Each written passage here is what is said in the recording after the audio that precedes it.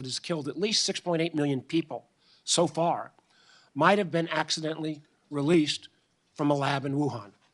That these questions are even necessary is a testament to the failings of the Chinese system and stands in contrast to the openness of our own public health officials during the pandemic. The lack of transparency in China's authoritarian systems may mean that we will never be absolutely certain where COVID-19, or God forbid, the next pandemic, could have or will next originate. Looking towards Russia, we are now in the second year of Vladimir Putin's invasion of Ukraine.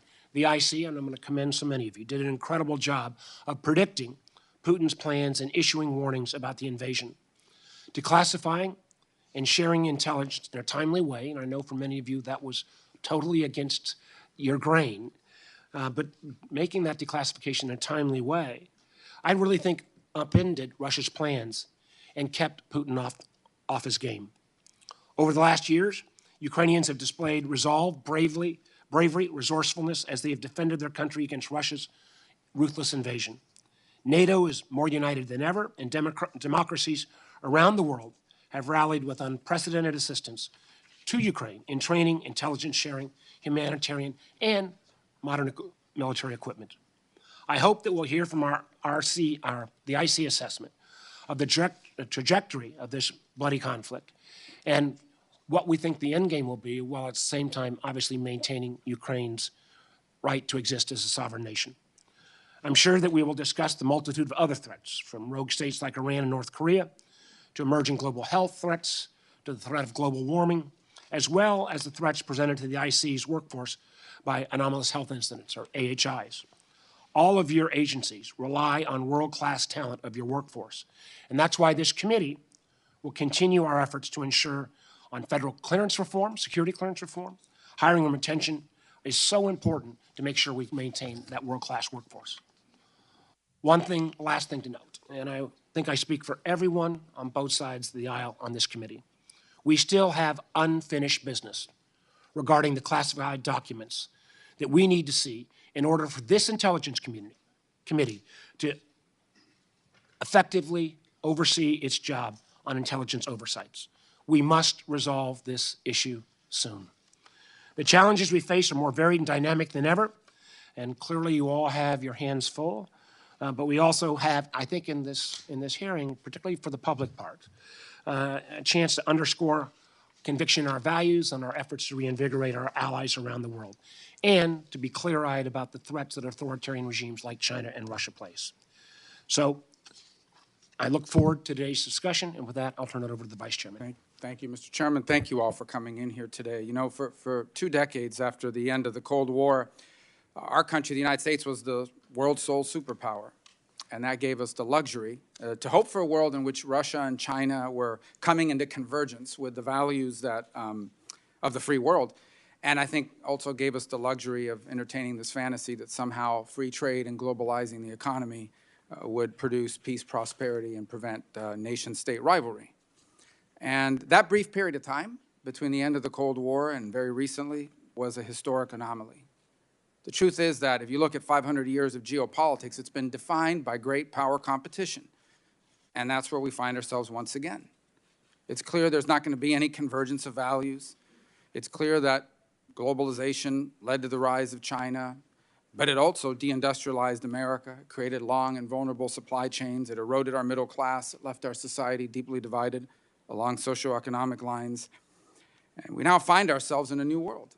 One divided between the free nations, led still by America, an authoritarian and tyrannical bloc led by Beijing, and then dozens and dozens of developing countries that are leveraging both sides against each other on issue after issue to cut the best deal for themselves.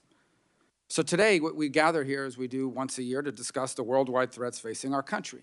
And those threats, there are no shortage of them.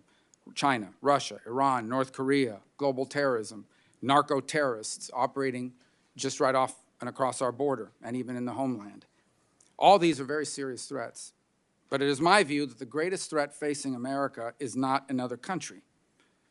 It is whether or not we have the ability and the willingness to accurately assess and appropriately adapt our foreign and domestic policies in this time of historic revolutionary, and disruptive technological, social, economic, and geopolitical changes?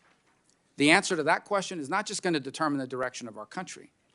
The answer to that question will define the 21st century.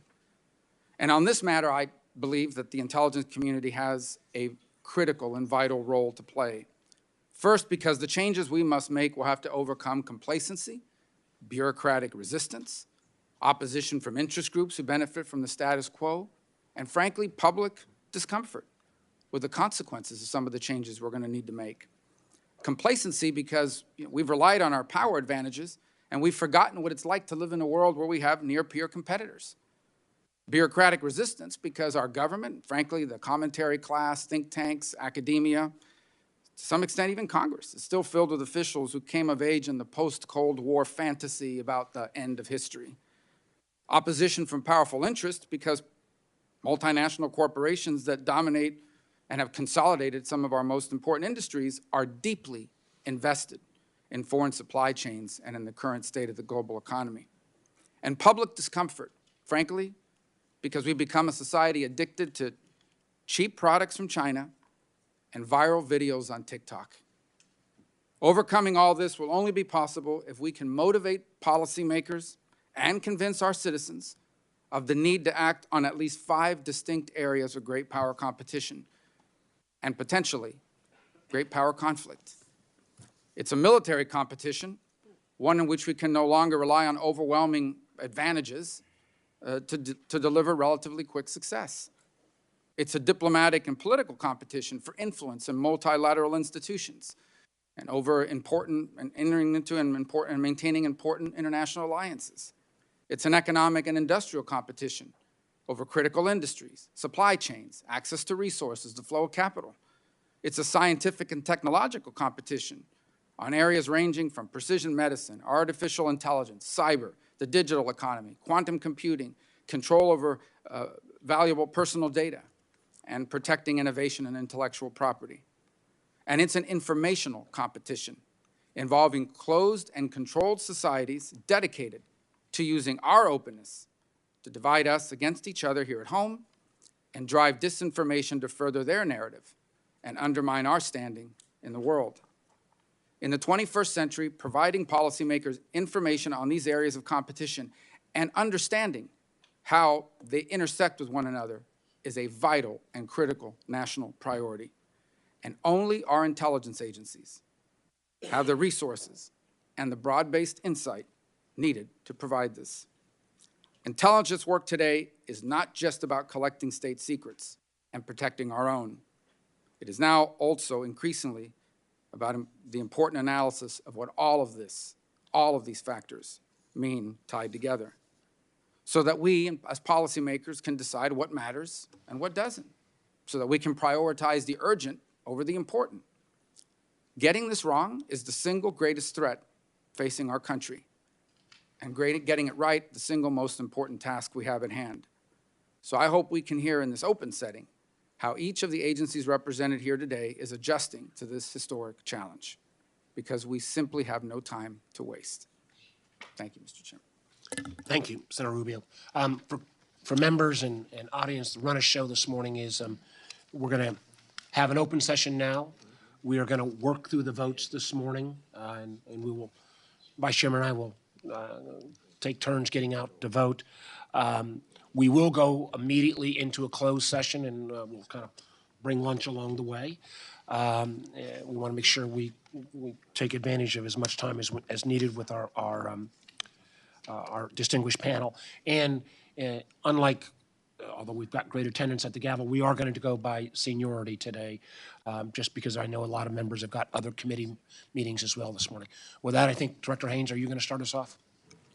Yes, Chairman, I'll deliver the statement for the group in a sense. Chairman Warner, Vice Chairman Rubio, members of the committee, thank you for the opportunity to be here today alongside my wonderful colleagues on behalf of the extraordinary public servants we lead in the intelligence community to present the IC's annual threat assessment.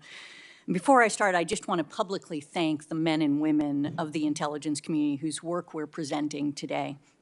From the collector to the analyst and everybody in between, who made it possible for us to bring you the annual threat assessment in hopes that this work will help keep our country safe and prosperous. Thank you.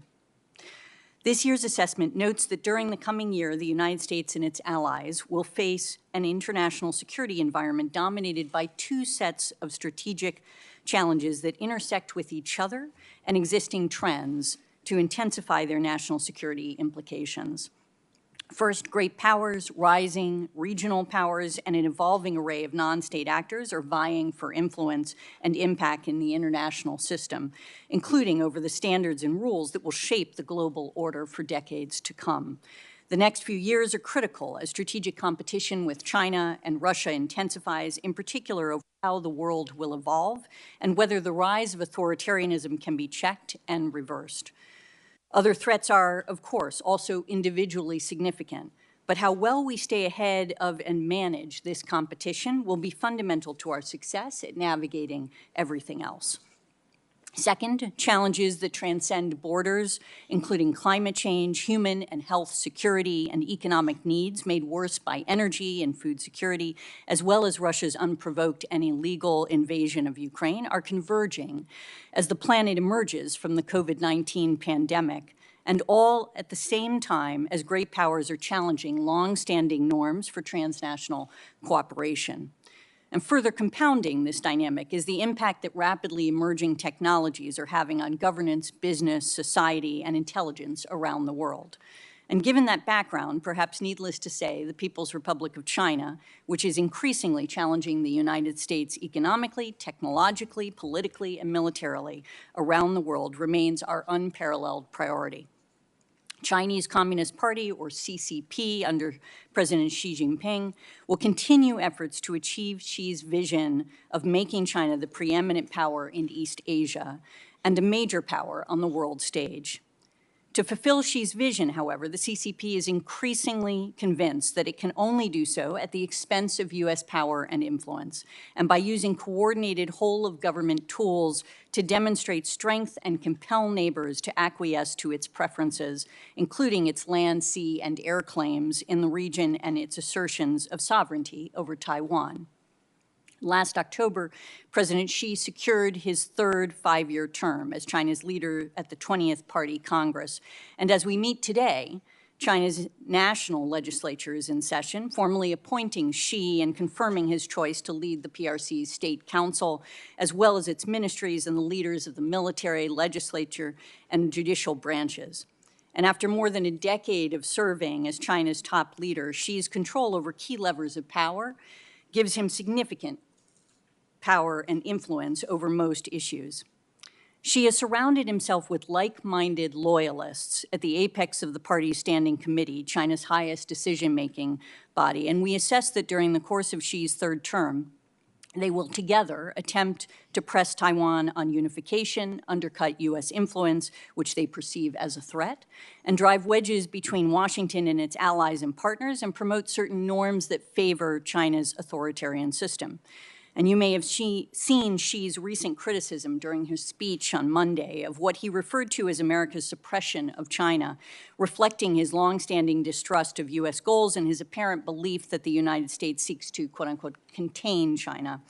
And Xi's speech this week was the most public and direct criticism that we've seen from him to date, and probably reflects growing pessimism in Beijing about China's relationship with the United States, as well as Xi's growing worries about the trajectory of China's domestic economic development and indigenous technology innovation, challenges that he now blames on the United States.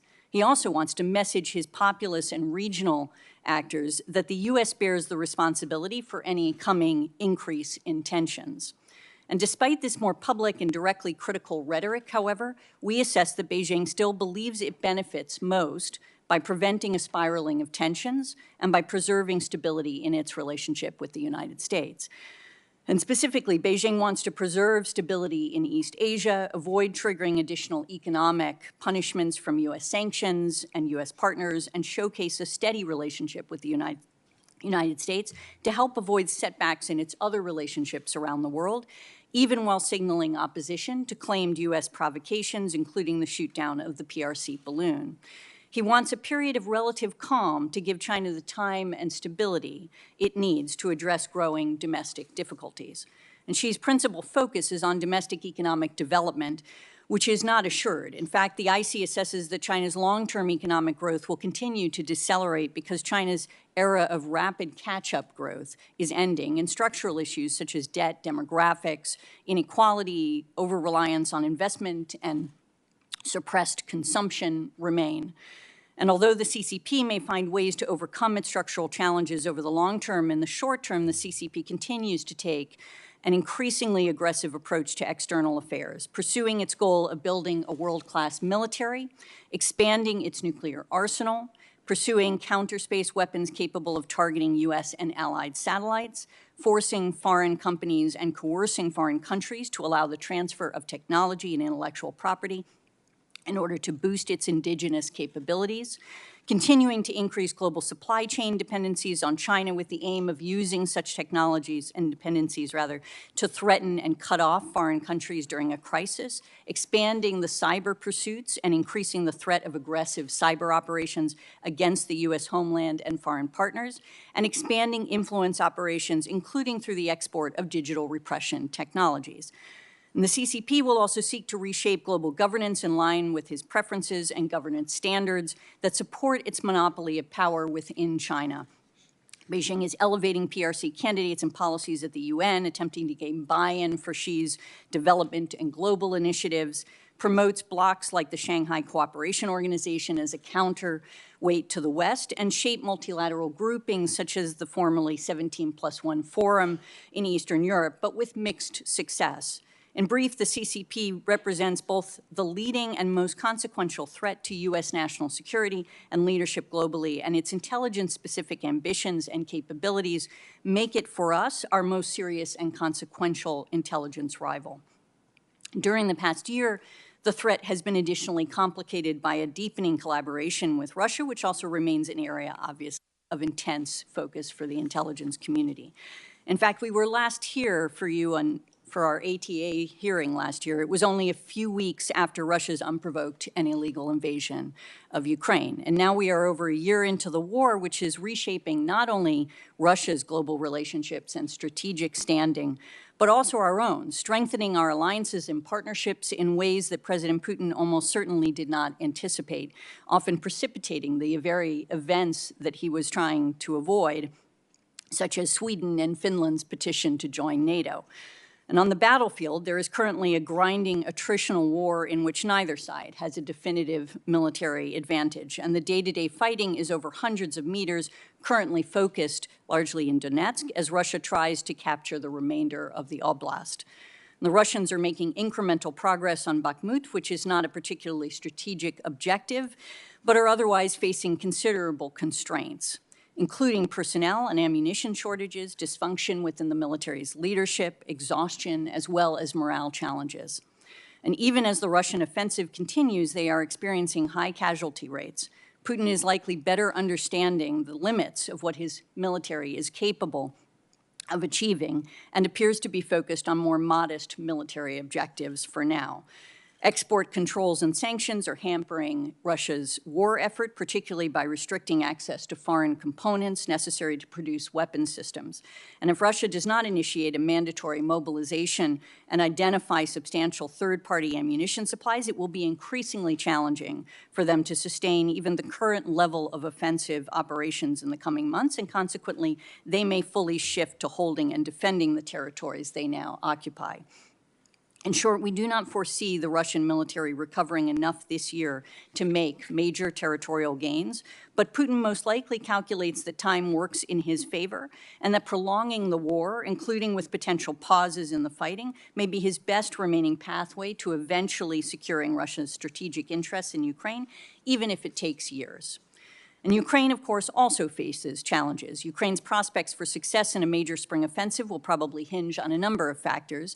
And at present, the Ukrainian armed forces remain locked in a struggle to defend against Russian offenses across eastern Ukraine. And while these Russian assaults are costly for Russia, The extent to which Ukrainian forces are having to draw down their reserves and equipment, as well as suffer further casualties, will all likely factor into Ukraine's ability to go on the offensive later this spring. The IC continues to monitor Putin's reactions and his nuclear saber rattling. Our analysts assess that his current posturing is intended to deter the West from providing additional support to Ukraine as he weighs a further escalation of the conflict. He probably will still remain confident that Russia can eventually militarily defeat Ukraine and wants to prevent Western support from tipping the balance and forcing a conflict with NATO. And of course, the already considerable human toll of the conflict is only increasing. In addition to the many tens of thousands casualties suffered by the Russians and Ukrainian militaries, more than 8 million people have been forced to flee Ukraine since Russia invaded. And there is widespread reporting of atrocities committed by Russian forces, including deliberate strikes against non-military targets, such as Ukraine's civilian population and civilian infrastructure, particularly its energy facilities and electric grid. Russia and its proxy groups almost certainly are using so-called filtration operations to detain and forcibly deport tens of thousands of Ukrainian civilians to Russia.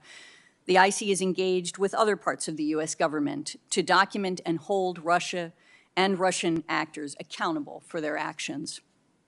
The reaction to the invasion from countries around the world has been resolute, hurting Russia's reputation and generating criticism at home. And Moscow has suffered losses that will require years of rebuilding and leave it less capable of posing a conventional military threat to Europe and operating assertively in Eurasia and on the global stage. And as a result, Russia will become even more reliant on asymmetric options, such as nuclear, cyber, space capabilities, and on China. And our assessment also covers Iran, which continues to pursue its long-standing ambitions for regional leadership and is a threat to U.S. persons directly and via proxy attacks. Iran also remains a threat to Israel, both directly through its missile and UAV forces and indirectly through its support of Lebanese Hezbollah and other proxies. And most concerning, Iran has accelerated the expansion of its nuclear program, stating that it is no longer constrained by JCPOA limits and has undertaken research and development activities that would bring it closer to producing the fissile material necessary for completing a nuclear device following a decision to do so. North Korea similarly remains a proliferation concern as it continues its efforts to steadily expand and enhance its nuclear and conventional capabilities, targeting the United States and our allies, periodically using aggressive and potentially destabilizing actions to reshape the regional security environment in its favor and to reinforce its status as a de facto nuclear power. And in addition, regional challenges such as interstate conflicts, key cases of instability, and poor governance developments also pose growing challenges. In Africa and in the developing world, increased poverty, hindered economic growth, and widened inequality are creating the conditions that are feeding domestic unrest, insurgencies, democratic backsliding, authoritarianism, and cross-border conflict spillover. And several parts of the Middle East will remain plagued by war over the year, insurgencies, and corruption. In the Western Hemisphere, persistent economic weakness, insecurity, and corruption are fueling public frustration and anti-status quo pressures that very likely will present governance challenges to leaders while also posing sustained spillover migration, criminal, and economic challenges for the United States. And throughout the world, countries are struggling to maintain democratic systems and prevent the rise of authoritarians, in some cases because Russia and China are helping autocrats take or hold power. And as I noted at the outset, transnational challenges interact in this complex system along with more traditional threats and often reinforce each other, creating compounding and cascading risks to U.S. national security. For example, climate change remains an urgent threat that will increasingly exacerbate risks to U.S. national security as the physical impacts increase and geopolitical tensions mount over the global response to the challenge. And now entering its fourth year, the COVID-19 pandemic remains one of the most significant threats to global public health at a cost of more than 6.5 million lives and trillions of dollars in lost economic output to date.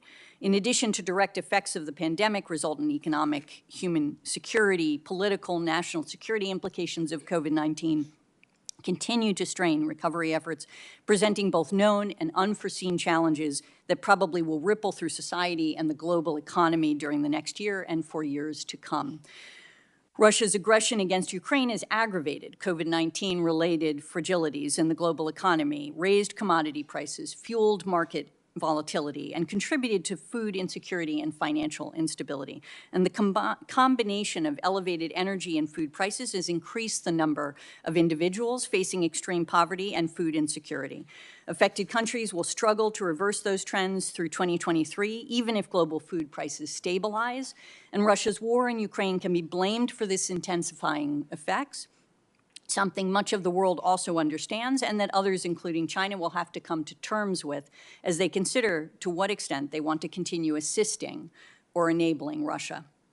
And climate change, the pandemic, and conflicts are exacerbating irregular migration, and in the Western Hemisphere, push and pull factors that drive migrants to the United States, such as deteriorating socioeconomic and security conditions, misperceptions of U.S. policies, and employment opportunities in the United States will almost certainly persist through 2023. Transnational criminal organizations exploit migrants through extortion, kidnapping, and human trafficking, including sex trafficking and forced labor. These organizations also continue to pose a direct threat through the production and trafficking of lethal illicit drugs, massive theft, financial and cyber crimes, money laundering, eroding the rule of law in partner nations. And in particular, the threat from illicit drugs is at historic levels, with the robust supply of synthetic opioids from Mexican TCOs continuing to play a major role in driving American overdose deaths to over 100,000 annually. And terrorism, of course, remains a persistent threat, but the problem is evolving. Individuals and cells adhering to ideologies espoused by ISIS, al-Qaeda, and transnational racially or ethnically motivated violent extremist movements in particular pose significant threats to U.S. persons, facilities, and interests. And then two indirect threats that I think are worth highlighting in the report. New technologies, particularly in the field of AI and biotechnologies, are being developed and proliferating faster than companies and governments are able to shape norms governing their use, protect against privacy challenges associated with them, and prevent dangerous outcomes that they can trigger. The convergence of emerging technologies is likely to create breakthroughs that are not as predictable and that risk a rapid development of more interconnected, asymmetric threats to U.S. interests. And relatedly, foreign states' malicious use of digital information and communication technologies will become more pervasive, automated, targeted, and complex during the next few years, threatening to distort publicly available information and probably outpacing efforts to protect digital freedoms and at the same time educate audiences on how to distinguish fact from propaganda. Authoritarian governments usually are the principal offenders of digital repression, and of course, democracies with open information environments are the most vulnerable to them. In closing, I want to bring to your attention an absolutely crucial authority that will expire at the end of this year if Congress does not act. Section 702 of the Foreign Intelligence Surveillance Act. I can tell you without hesitation that Section 702 was relied upon in gathering intelligence that was relevant to putting together this assessment, and it is hard to overestimate, frankly, the importance of this authority to our work across the board. FISA Section 702 provides unique intelligence on foreign intelligence targets at a speed and reliability that we cannot replicate with any other authority. And Section 702 was originally enacted with the primary focus of enabling the U.S. government to quickly collect on the communications of terrorists abroad. The authority allows the IC to require foreign intelligence from non-U.S. people located outside of the United States who are using U.S. electronic communication service providers. 702 is still vital to our counterterrorism mission as evidenced by its key role in the United States government's operations against former al-Qaeda Ayman al-Zawahiri, but 702 is now principally relied upon for vital insights across a range of high-priority threats. Malicious cyber actors targeting U.S. critical infrastructure, U.S. government efforts to stop components of weapons of mass destruction from reaching foreign actors, and even key intelligence related to threats emanating from China, Russia, North Korea, Iran. I realize that 702 is a powerful authority, and it is incumbent on all of us in the intelligence community to ensure that the privacy and civil liberty interests of Americans are built into its design and implemented at every level. And over the last many years, we have significantly expanded oversight, dedicated resource to compliance in order to do just that, and we welcome the opportunity to work with you on reauthorizing this critical authority. Thank you so much for your patience, and we look forward to your questions. Thank you, Director Haines. And again, this is a critically important time for not only those of us on the committee, but the public at large to see the intelligence community leadership. I personally believe the value of 702, but we're going to have to lean in on being willing to have the same kind of courage of declassification that we showed in advance of Putin's invasion of Ukraine to make the case to the American public, and for that matter, to skeptical members of Congress in terms of how this is not simply used as an anti-terrorism tool, but also in terms of our competition with Russia and China. I'm going to take my time and come back to the question, the changing nature of national security. I made comments that national security today is different than it was in 1993 or 2003. At that moment in time, perhaps relatively simpler times, we looked at our adversaries in terms of how many tanks and planes and guns they might have. Increasingly, I believe, and I think the vast majority of us on this committee believe, the competition falls into who wins various technology domains. General Nakasone and I were talking before the session today about how then Chairman Burr and I were trying to make the case that Huawei posed a national security threat to American telecom providers and others. It took us years to make that case, and we are still recovering from that activity. I think about more recently, Senator Cornyn and I and others on this committee recognized that we'd fallen far behind in the research, development, and fabrication, the making of semiconductor chips. And again, in a broad bipartisan way, Congress reacted to that. The vast majority of us on this committee think that increasing Chinese use of mobile apps like TikTok. And while we have different approaches, I know the Vice Chairman and I very much believe that the TikTok poses a national security threat, both in terms of data collection and in terms of a potentially enormous propaganda tool. What I would like to hear from all of you, and maybe we'll start with Director Wray, but is do you share at least my assessment that national security has to be redefined in 2023 to recognize that domination of technology domains that on the surface do not appear to have anything to do with national security, artificial intelligence, Director Haines mentioned biotechnology, quantum computing, who wins the challenge around advanced energy. These are national security issues as well, and we have to do a better job of both convincing the public and, quite honestly, some in the business community. We've made progress on the business community, but many are still, as Senator Rubio made mention, inexorably tied to a global supply chain that relies on cheap Chinese goods. How do we make that case? But do you start with accepting the premise that national security has to include who wins each of these technology domains? And I'll just go right down the line. Well, certainly, Mr. Chairman, I wholeheartedly agree that technology and economic security have become inextricably intertwined with national security. And the efforts this committee has made and that a lot of us in the intelligence community have made to engage the private sector, I think, are essential to that, and we just have to keep doubling down on that. You could just look at, for example, on the cyber side, our critical infrastructure is in 85% of it or something is in the hands of the private sector. And if you look at our innovation, if you look at our PII, our personally identifiable information, the percentage is even higher. And if you look at what the Chinese are trying to steal, that's where it is. So we need to be working more and more closely with the business community to try to build resilience. I think there have been a lot of progress that's been made, but we need to make more. General? Chairman, I certainly agree on the statement with regards to the changing nature of power. And I think that's where the National Security Agency has always found itself in being able to hardwire to look for what's the next technology we should be chasing.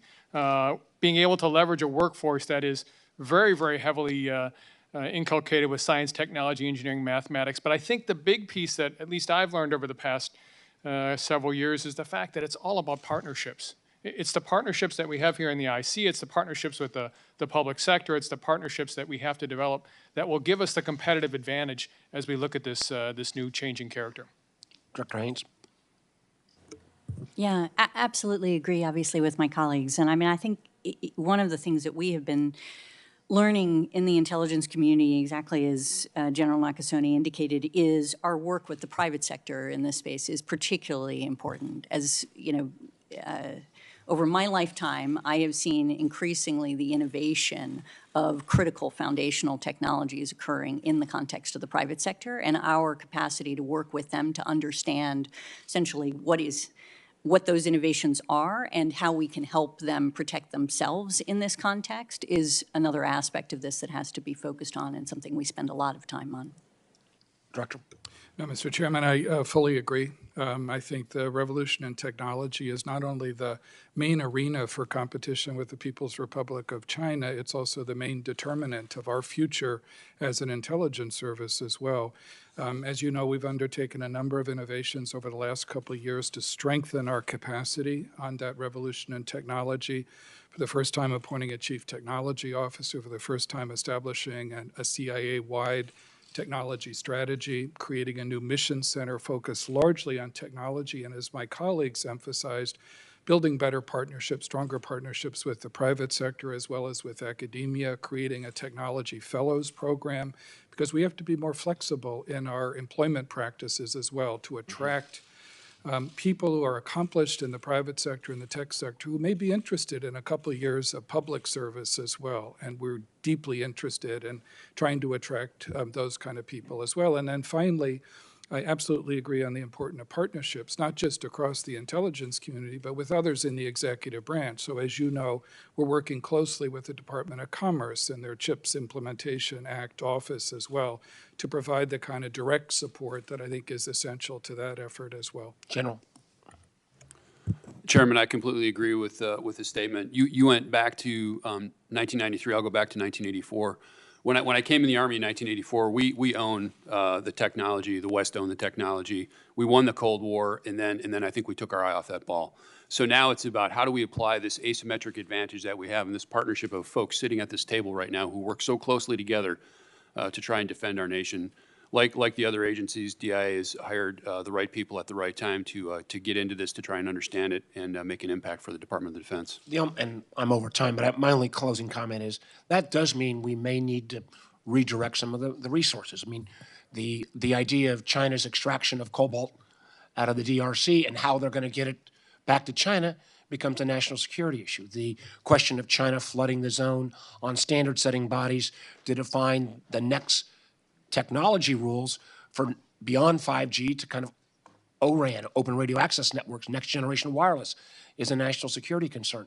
You know, who's leading the way on biotech innovation becomes a national security concern. And I think we need to make sure that we are both reporting on this and that we are engaging our private sector partners. Because I agree with Senator Rubio. Too many of our corporate world still believes that that these collaborations inside of China are benign, even though when they turn a blind eye to the literally unprecedented amounts of intellectual property theft, too often because they're making way too much money on investing in China tech. Some of that has changed, but this is an ongoing challenge. Senator Rubio. Thank you. I'll start with you, Director Wray. Let me ask you, as I know you're familiar with this, the most downloaded app in the world, one of the most downloaded apps in the world is a social media company, TikTok. Could the Chinese government, through its ownership of ByteDance, that owns ByteDance US, if they wanted to, and ByteDance US were willing to cooperate or forced to cooperate, could they use TikTok to control data on millions of users? Yes. Could they use it to control the software on millions of devices, given the opportunity to do so? Yes.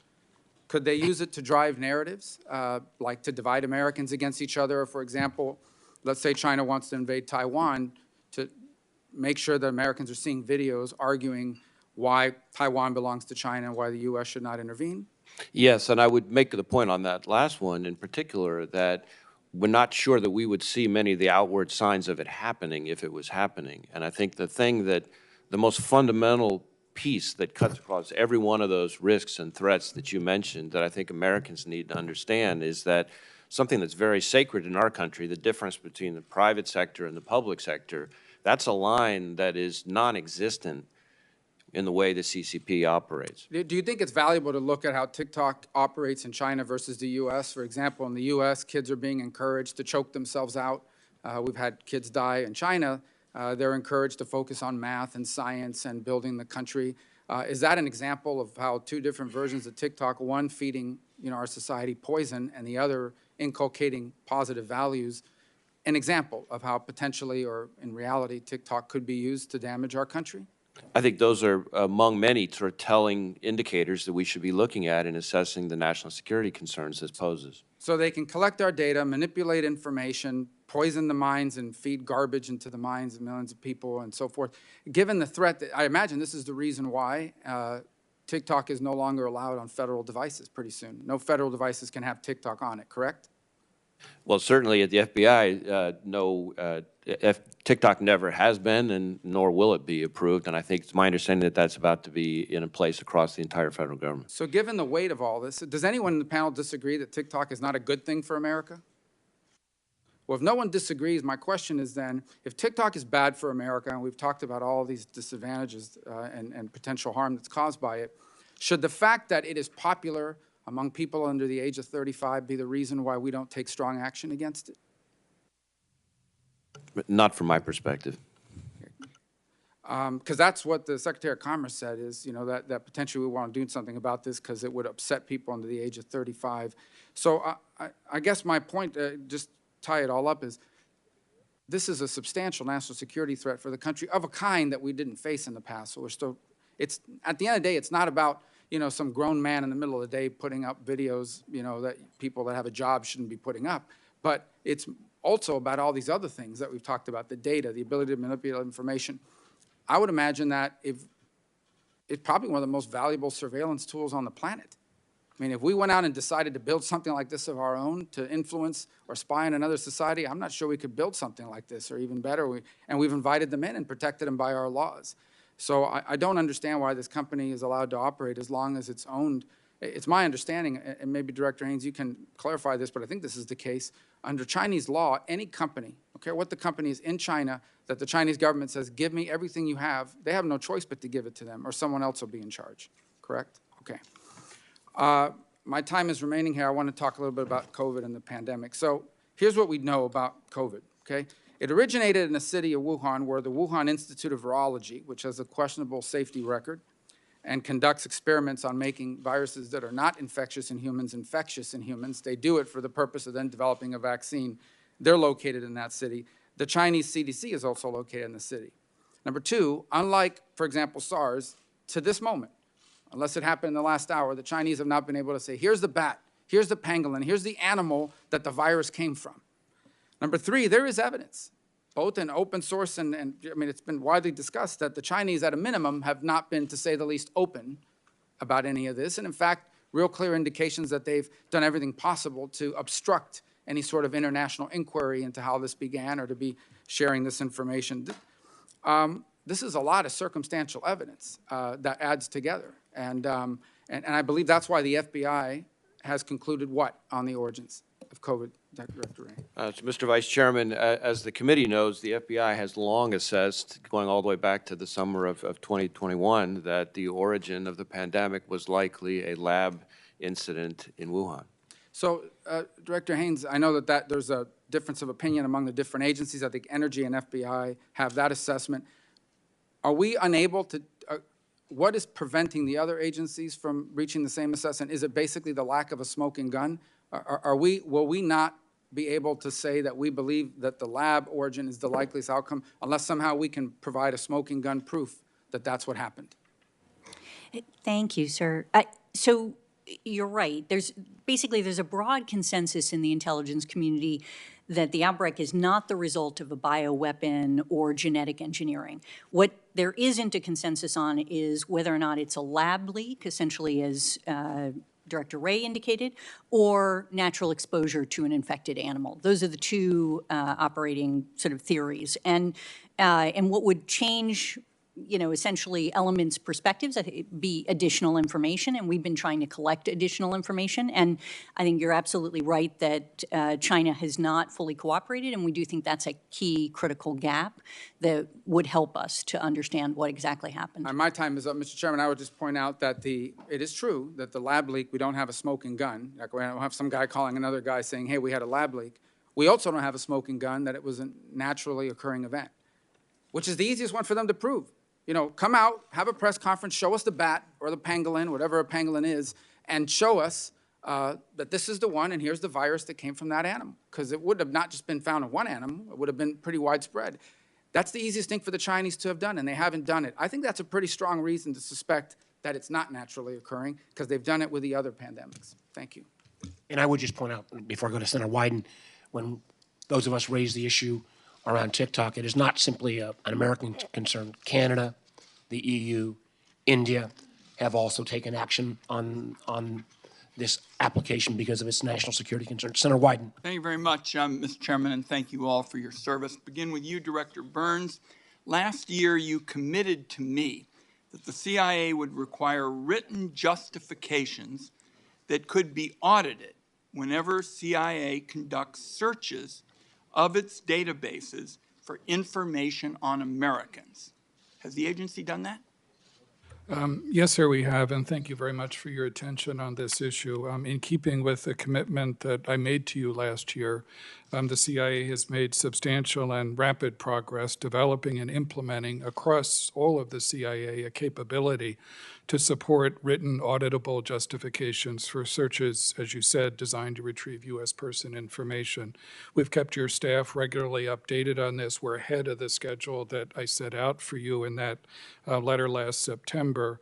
We've already begun implementing the tool we've developed in the database that the Privacy and Civil Liberties Oversight Board has been focused on, and now we're moving forward with that across the remaining databases. Thank you for doing this. Let me turn to commercial information. Director Wray, does the FBI purchase U.S. phone geolocation information? So to my knowledge, we do not currently purchase commercial database information that includes location data derived from internet advertising. I understand that we previously, as in the past, purchased some such information for a specific national security pilot project, but that's not been active for some time. I could provide more information about that in closed session if you would like. But when we use so-called ad tech location data, it is through a court-authorized process.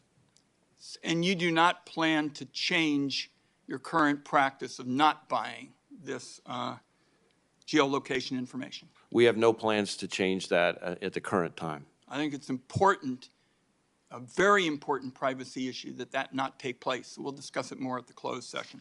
Director Haines, you convened an outside panel to study and make recommendations related to the government's purchase of data, including sensitive data on Americans. There has been a lengthy report that has been done here. Will you agree to release this report to the public? Thank you, Senator. I'll absolutely, we'll have our folks review it for that purpose. Is there any reason why it shouldn't be made available to the public? No, I think it absolutely should, as long as there's not classified information in it, we'll provide it. One additional question for you, if I might, Director Haines. As you know, last May, Senator Moran and I urged the President to prioritize the rewriting of the executive order that governs classification and declassification. It hadn't been updated in ages. In August, you wrote back on behalf of the President saying that the process was underway. My concern is that we're not seeing the urgency that is necessary, because we all know what the challenge is, and that's foot dragging by some people who mean well, but they're just not on the program of reform. Will you push the National Security Council to get this done? Because my sense is this just isn't going to happen unless you can successfully push the National Security Council to break up the status quo. Because the classification system is now at the point where, as you correctly said, and to your credit, it's not serving national security, and I think it's so broken, we're not getting classified what we need to get classified, and we surely are classifying stuff that shouldn't be classified. So we got to break up business as usual here. And it's only going to happen to me, in my view, if you can push the National Security Council. Can you commit to doing that? Thank you, Senator. First of all, for your and for Senator Moran's attention on this issue, I think it is incredibly important and something that, over many years, I think for all of us, we've seen the frustration of actually trying to make this better. I know the President is committed to this issue. I absolutely will ensure that he and the National Security Council know of your concerns and relay them as such. I want to also ask you, Madam Director, about security clearances and past marijuana use. At the end of 2021, you issued guidance that past marijuana use was not by itself a disqualification for security clearance. I think it'd be very good if you could tell the American people why it's important that this past use not be a disqualification to serve your country. This is a national security issue, and we desperately need people.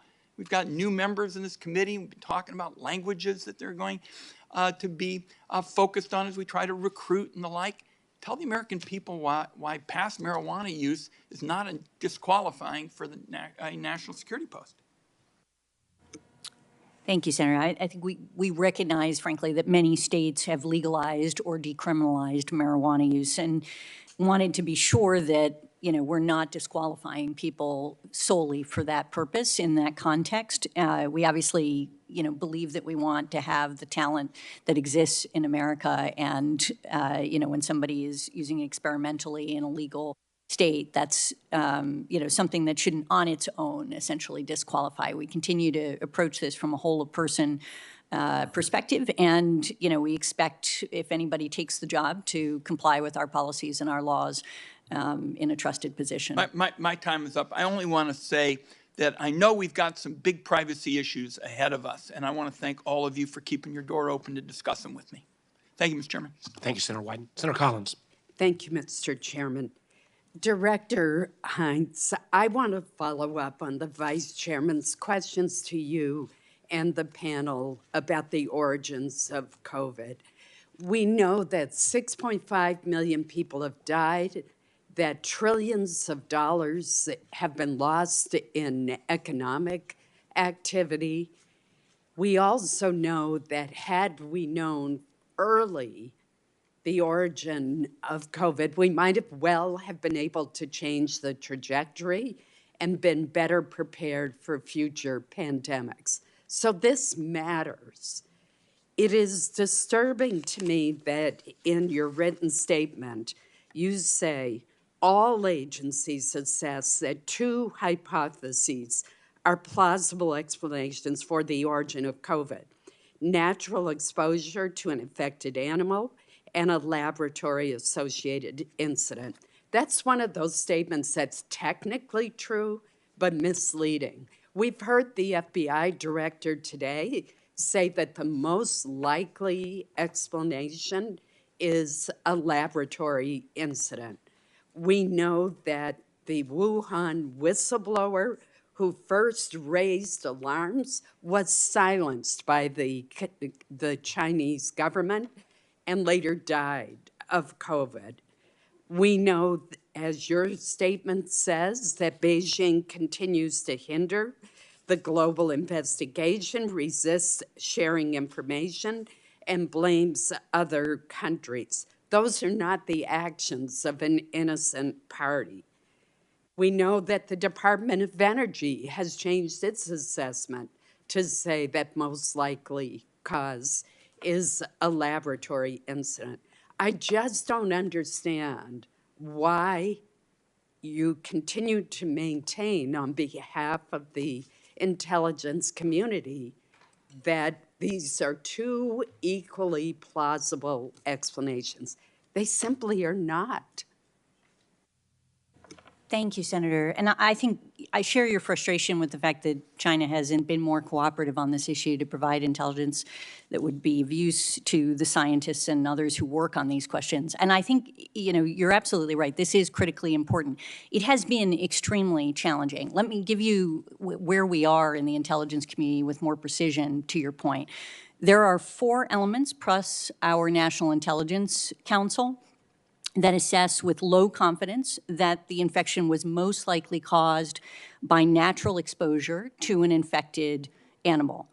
So the IC remains divided on this issue. We have the FBI, as you noted, that sees it as more likely that it's a lab leak and has done that with moderate confidence.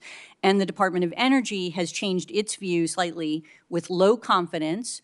It says that a lab leak is most likely, but they do so for different reasons than the FBI does, and their assessments are not identical. So you can see how challenging this has been across the community, and not even every element of the IC has been able to put themselves on one side of the ledger or the other. I've given you, essentially 7, but not everybody has been able to put themselves on one versus the other. So it is a really challenging issue, and I think our folks honestly are trying to do the best that they can to figure out what exactly happened based on the information they have available to them.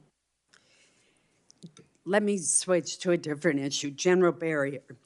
In the administration's hasty withdrawal from Afghanistan by an arbitrary date, billions of dollars worth of military assets were left behind, including munitions, 16,000 pairs of night vision goggles, 167 aircraft, communications equipment, 2,000 vehicles. The list goes on and on and on.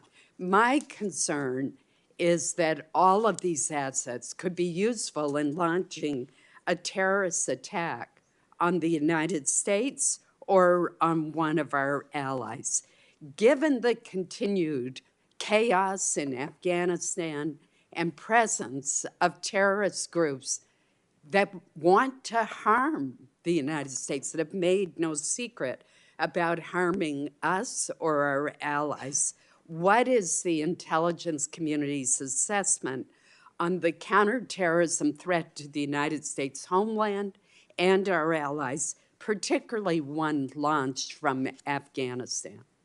Senator Collins, thank you for that question. From our perspective at the Defense Intelligence Agency, certainly our reach and grasp into that nation since the fall of the government has eroded over time, but we still have some access, and I would say, based on what we know right now from the threat of al-Qaeda, they're trying to survive, basically without a real plan to at least, or intent to attack the West anytime soon. And I would say that ISIS-K poses a bit of a larger threat, but they are under attack from the Taliban regime right now, and it's a matter of time before they may have the ability and intent to actually attack the West at this point. General Nakasone, very quickly, could you give me your assessment? Yes, that dovetails very closely with the Defense Intelligence Agency. We see the same challenges across the IC with some of our collection, but we do see a challenged ISIS-K in Afghanistan right now as they battle the Taliban. Thank you. Senator Heinrich. Thank you, Chairman. Director Burns, U.S. law states that to be designated as a foreign terrorist organization, a group must be engaged in premeditated, politically motivated violence against non-combatant targets, and the activity must threaten the national security of the United States. In my view, and in the view of a number of folks, the Wagner Group fits that definition. Wagner now openly operates as private military for Vladimir Putin, conducting terrorist operations in Ukraine and in countries across Africa. Director, I realize that the responsibility for designating foreign terrorist organizations lies with the Secretary of State, but I'd like to get your assessment of the Wagner Group's activities, whether you would describe the atrocities its mercenaries have committed as terrorism, and if you think there is any downside to making such a designation. Well, thanks, Senator. And, you know, as you rightly pointed out, I'll steer away from the policy question there, but certainly our assessment is that the Wagner Group is a vicious, aggressive organization which has posed a threat not just to the people of Ukraine, and we see that every day, especially in the intense fighting that's gone around the city of Bakhmut right now, largely conducted on the Russian side by the Wagner Group, which is suffering incredible casualties. But I've also seen it, as we were discussing earlier, in my own travels in West Africa and in the Sahel, where I think the deeply destabilizing impact of Wagner can be seen in a lot of very fragile societies right now. We work as an agency along with our partners to help many of those governments and many of our security service partners to resist that. We work with the French and with other countries, other allies in that effort as well. But we take very seriously the threat posed by Wagner and do everything we can to counter it and disrupt it. Great. Thank you, Director.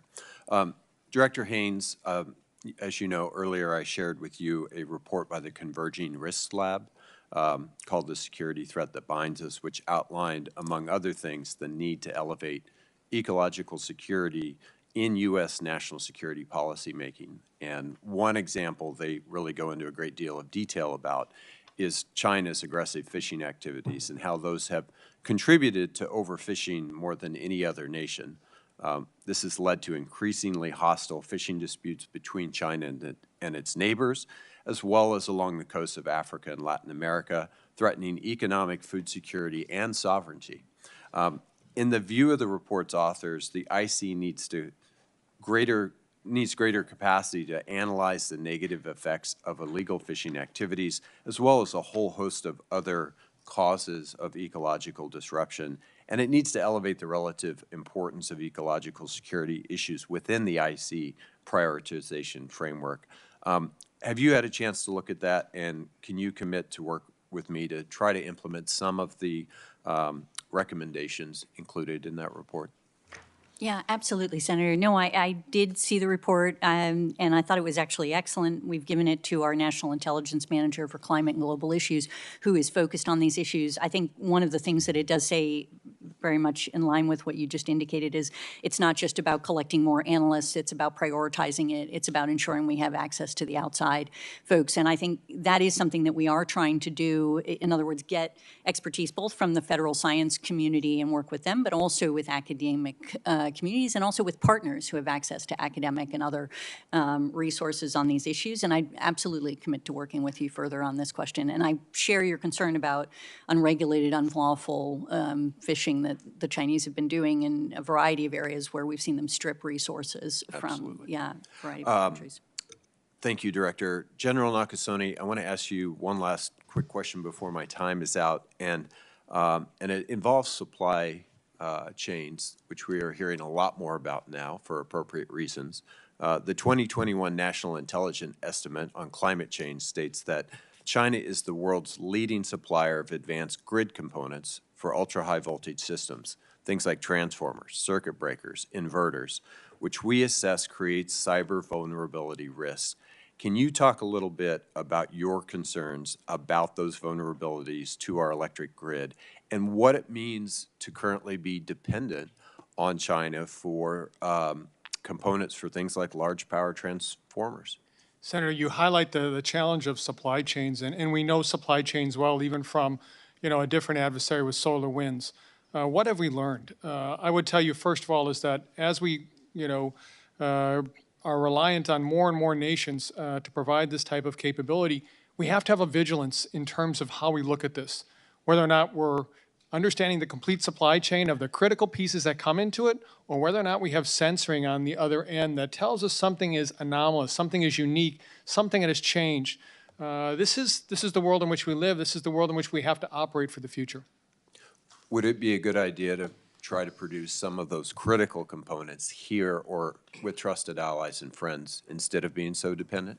Certainly, and I think the work of many of you on this committee with regards to semiconductors is one great example of the importance of fabrication within the United States. Thank you. Thank you, General. Senator Cotton. I want to raise a question that Senator Warner raised in his opening statement about the classified documents that were found at the residences or offices of President Trump, President Biden, and Vice President Pence. I want to be clear, I'm not talking about who done it, about who took them there and how they handled them and what criminal standards there are and is their investigation, about the documents themselves and what risk, if any, they pose to our national security. Director Haines, the last time you appeared in front of this committee, you said that you had not personally reviewed those documents. Is that still the case? only reviewed documents that have already gone through an initial classification review process. So now I have reviewed some of the documents, but not all of the documents. Myself, that is. There are others, obviously, within our institutions that have reviewed them. Director Wray, have you reviewed these documents personally? I have reviewed some of the documents personally, and my team, of course, has reviewed the document. Why have you not, but to both of you, why have you not reviewed all of these documents? It would seem this would be a matter of vital urgency to put your eyes on these documents and make a determination if you think there actually is national security risk in the contents of those documents. Thank you, Senator. I'll start and Director Wray can continue. But so when we get documents that have been compromised in the context of leak investigation or other things like that, I don't personally review them generally, even when they have significant consequences. There are the subject matter experts within the institutions that do that. They provide their views, and then they typically will summarize or otherwise indicate issues that have to be addressed as a consequence, if there are any. Director Wray is the same answer. Similar, except I would just add that we have teams of people who are experienced with these mishandling of classified documents cases, of which we have any number and have had for years. And I would add that although I have not reviewed all of the documents myself, I have gone through a fairly meticulous a listing of all the documents that includes detailed information about the content. So it's not reading every page of each one. I bet General Nakasone and General Barrier, when they were second lieutenants, were taught that they were responsible for everything their organization does and fails to do, which I think is a pretty good principle of leadership. I just think on something of such prominence and perhaps such significance that you both should review them. More importantly, this committee should review them. And as you heard Senator Warner say, we're all very frustrated that we haven't even had these documents characterized to us. And we've patiently allowed Senator Warner and Senator Rubio to try to resolve this matter, but I would say our patience is starting to run out. And at least some of us are prepared to start putting our foot down if we don't get better answers and the stonewall doesn't stop. Director Haines, I want to turn to a concern I've raised with you and Director Byrne and others, and that's my worries about growing politicization and the analysis coming out of our intelligence agency. This is an annual threat assessment. There is an annual threat assessment, so let's look at it. On page 33, you write, transnational, racially or ethnically motivated violent extremists continue to pose the most lethal threat to U.S. persons and interests. Are you serious?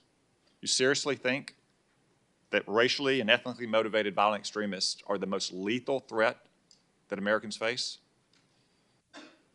So, yes, sir. In terms of the number of people killed or wounded as a consequence. How many people were killed by racially and ethnically motivated violent extremists in the United States last year?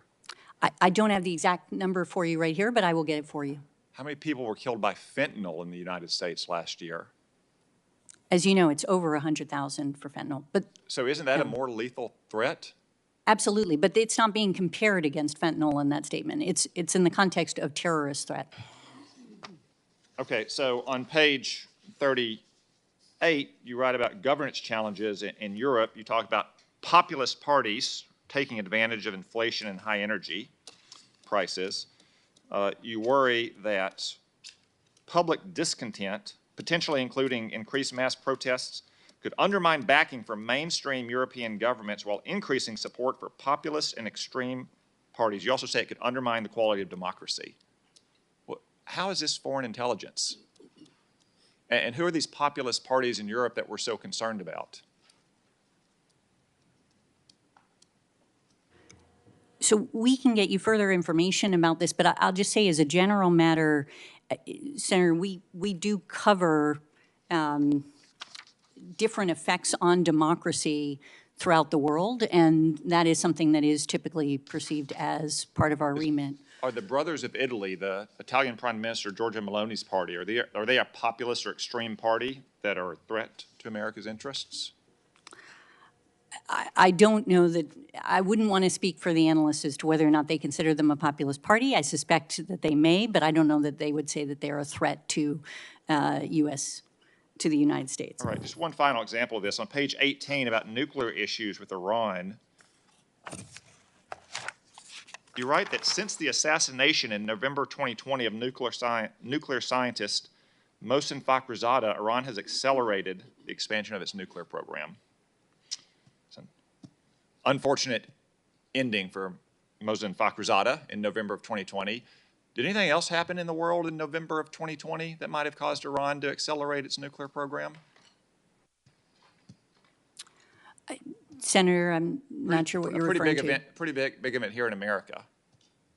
November 2020. If you mean the election, Yeah, I do mean the I election. don't believe that our analysts perceive that as being the key.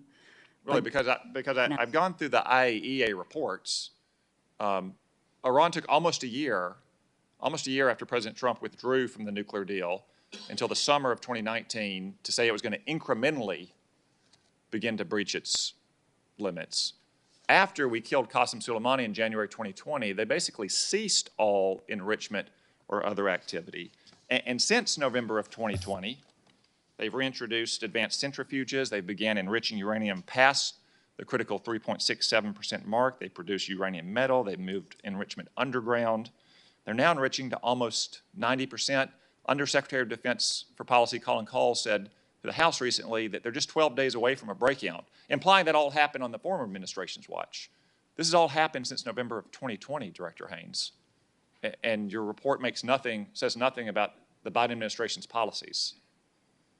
You really don't think the Ayatollahs had any change of views once it was clear Joe Biden was going to be president?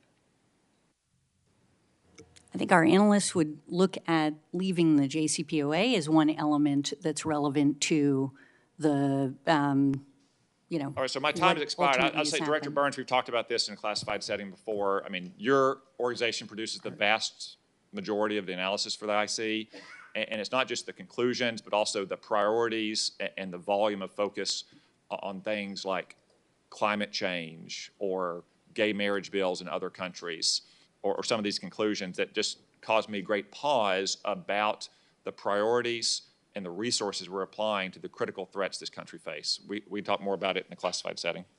Okay, thank you. Senator King. Thank you, Mr. Chairman. First, Director Haines, the good news is the report is clearly written and I think establishes a lot of very valuable information. The bad news is I made the mistake of reading it Monday night just before trying to go to sleep. There's a lot of serious matters in there. One of the things that really jumped out at me, and I want to follow up on Senator Heinrich's question, is on page, let's see, it's on page 9. China now is on track to control 65% of lithium-ion battery market. They dominate all parts of the supply chain, 40% of the world's active pharmaceutical ingredients, and their global share across all manufacturing of solar panels is 80% now, certainly go to 90%. This is an important information for us in terms of informing us about the dangerous dependency that we've developed in a whole lot of areas. And semiconductors is one that we've talked about, but it suggests to me that this issue of dependency is something that really has to have some serious policy examination. Would you concur? Yes, absolutely. I mean, I think one of the things that we're really trying to expose here is the fact that it's not just simply about China trying to create indigenous supply chains, but actually to control global supply chains. That seems to be a deliberate policy, does it not? Exactly. And that goes also about their actions in Africa and other South America, where they're trying to corner the market, if you will, on various commodities. And you can see it also, as you indicate, not only in their decisions about what they're purchasing and how they're managing it, but also the laws that they pass that give them the capability, for example, in rare earth elements, to actually turn the dial on their export and import policies so that they can actually create that pressure. You'd think that we'd learn from Europe's dependency on Russia and gas that this is a similar thing that we really need to address as a matter of policy. Move to another specific intelligence question. What's the current analysis on the relationship between China and Russia? Is it a temporary marriage of convenience, or is it a long-term love affair? It is continuing to deepen. So I think Maybe the latter, although I hesitate to characterize it as a love affair. But so there are some limitations that we would see on where they would go in that partnership. We don't see them becoming kind of allies the way we are with allies in NATO, but nevertheless, we do see increasing across every sector. Well, the sector that we're most concerned about right now is aid to Russia in the Ukraine conflict. What do we see there? Is China about to act? Are they issuing any supplies now? What's that's the highest risk, it seems to me, in terms of the development of this relationship, right? The immediate risk. Yeah, we do see them providing assistance to Russia in the context of the conflict. And we see them in a situation in which they become increasingly uncomfortable about the level of assistance and not looking to do it as publicly as might otherwise occur, and given the reputational costs associated with it. But I think that is a very real concern, and the degree of how close they get and how much assistance they're providing is something we watch very carefully, and we'd be happy to talk to you about that in closed session. One point I thought you could have used more emphasis. There's a whole section on climate change, which is, interestingly, it's China, Russia, Iran, North Korea, climate change in terms of risks. And you identify the risk of famine and food insecurity across the developing world. You mentioned migration 2 or 3 times, but that, it seems to me, is one of the most serious destabilization risks. The Syrian refugees upset European politics, 6 million. We're talking 100+ million. I hope that the intelligence community can provide some more detailed analysis of the migration risk, which I see as one of the real challenges of the next 10 or 15 years as it becomes uninhabitable in areas of North Africa and the Middle East. Could you comment on that? Could not agree with you more, sir. And we will look to try to produce something, and perhaps we can do something publicly along those lines. And General Nakasone, in a few seconds that I have left, China's cyber posture. My sense is that they're getting more aggressive. Is that true? And is Russia adapting and getting better? Senator, I would say that both for China and Russia, they are very capable cyber adversaries. With regards to China, we see an increasing degree of risk-taking that they've undergone with regards to stealing our intellectual property, even increasing their influence operations. These are concerning efforts for us. With regards to Russia, we still see them, and we see them very accurately and being able to warn and being able to counteract some of the things that they're doing around the world.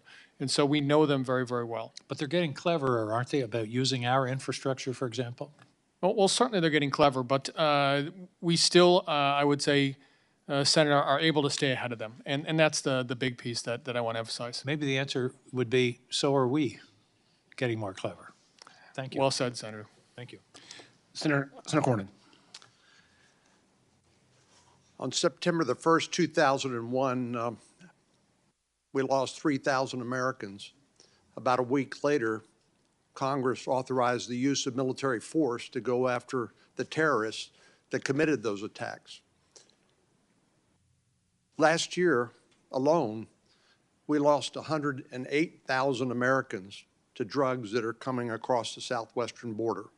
I think the figure is roughly 71,000 of those deaths were caused by synthetic opioids, fentanyl, and we know where the precursors come from. They're coming largely from China. This is like losing a large passenger jet every day for more than a year. Just like 9/11, just like we would react if, in fact, passenger jets were falling out of the sky each day for a year, we would react in an overwhelming fashion. Yet, the Attorney General of the United States has said we're doing everything, he's doing everything he can. And so my question for each of you is, what additional authorities, what additional resources do we need to defeat this threat to American lives? Some have suggested that they should be designated a foreign terrorist organization. Other members of Congress have said, well, we need to use an authorization for the use of military force like we did after 9/11. But I'd like to hear, maybe starting with you, Director Haines, and then I'd like to have Director Burns address the question, what additional authorities, what additional resources do we need in order to save American lives from this threat? Thank you, Senator. And I know you've done a lot of work on these issues, and I could not agree more with your characterization of it and the importance that it holds. And you'll hear from my colleagues some of the increasing resources and efforts that all of them have engaged in this area. I will speak for myself in terms of the OD&I, our Office of Director of National Intelligence. We have a national intelligence manager that covers this issue and a national intelligence officer. And one of the things that I've learned in the 2 years that I've been there is that we do not have as deep a bench of analysts on these issues, and we are not as, therefore, resourced as we need to be in order to really address this question. That's something that we've been building, and that's something that we need to continue to build. And I think that's been I agree with you that we are losing. And what I want to know is, what do we need to win? Director Burns, would you address that? Yes, sir. From the point of view of CIA, as we've discussed before, we've tried to transform our strategy through our counter-narcotics center, working with partners across the intelligence community and domestic and foreign partners as well, focusing on the entire network that you described. In other words, precursor chemicals, financial flows, the production of fentanyl pills and the equipment that goes into that, as well as disrupting that trafficking as well. And here I would emphasize that I think we talked earlier about Section 702. I think that has helped us to illuminate that network and has helped us in some successful actions recently with which foreign intelligence collected by CIA has contributed to. Both recent successes that our Mexican partners have had against the Sinaloa cartel, and also recent successes against fentanyl production and processing equipment in Mexico and in the United States. So I couldn't agree with you more about the severity of this problem. For all of us, protecting American lives is our highest priority. I'd like to follow up with the panel in closed session. Let me turn to the issue that Senator King raised. COVID exposed our vulnerability to long supply chains, everything from advanced semiconductors to rare earth elements to active ingredients in pharmaceuticals that are manufactured in China. And in the event that supply was disrupted, it would be not only a tremendous threat to our economy, but to our national security as well. For many years, American businesses have been investing in China. We had a witness that testified last May, I think it was, that the current market value of U.S. investments in China were worth $2.3 trillion. In other words, American investment in China has been financing the rise of China's economy and the rise of their military might.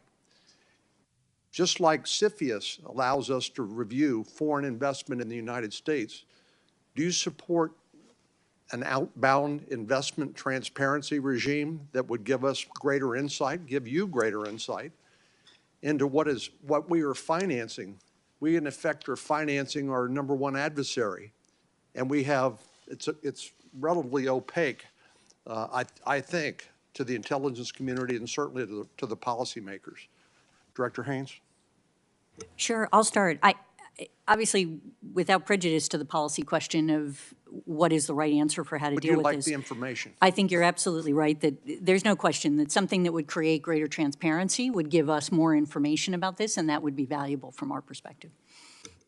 And I think Senator Cornyn raised a good point, and something we've discussed at some length, how we have to make sure we're also following what particularly China is doing in other nation states. Senator Bennett. Thanks, Mr. Chairman. And I just would make a comment on Senator Cornyn's question to you and your response to Senator Cornyn. I mean, Colorado is being overrun by fentanyl, and we're at a point now where when a kid dies, who's the age of my children, I no longer ask what was the accident. Did they have a car accident, or did they, was it leukemia? The question is, was it suicide?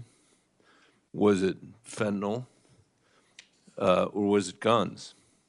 And I guess from my perspective, I don't see any evidence that we're getting the cooperation that we need from Mexico to deal with this crisis at our border.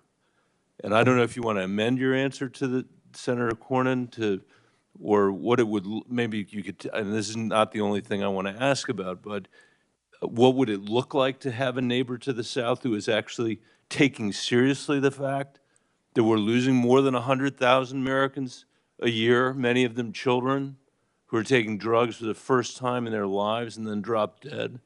What would it look like to have a partner in our neighbor country? Mr. Director, or Director Haines, I'm happy to start. I mean, this is I not think- about the number of analysts you Yeah, have. no, exactly. That was just the beginning of my answer, but I think it was fair to let others talk. I think we should talk about this in closed Okay, session further. let's do to that. discuss- I have other things I'd like to talk about too, but let's do that because we haven't made any progress. Things have gotten a lot worse, and I'm sorry to say they've gotten a lot worse during the course of this administration. Second, Director Wray, you mentioned in your answers to Senator Rubio's questions about TikTok, how concerned you are, and the degree to which they're subject to the CCP in terms of their disgorgement of data and the potential use of that data to run operations against the American people. I wonder if you could use this open public opportunity to describe to the American people what the danger to them is of this platform that is run out of Beijing. What is the danger to them? Well, let me start by saying the point that I tried to get to towards the end of my exchange with Senator Rubio, which is understand that the difference between an ostensibly private company and the CCP is essentially a distinction without a difference. Right. So if you were to ask Americans, would you like to turn over your data, all your data, control of your devices, control of your information to the CCP, most Americans would say, yeah, I'm not down with that, as my kids would say. That's the question we're asking.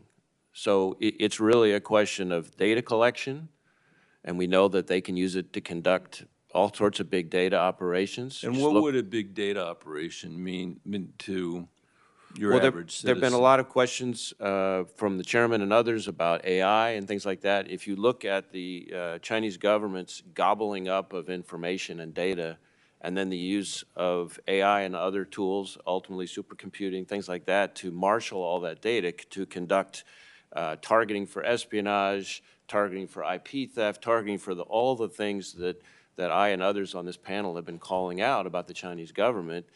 Data is the coin of the realm. Those who have the best information have the power, and that's what that enables them to do. You just have to look at the Equifax hack, where they essentially stole the PII of half the population of the United States, and that's one Chinese government operation. So it's the control of the data to conduct all sorts of big data operations. It's the control of the recommendation algorithm, which allows them to conduct influence operations.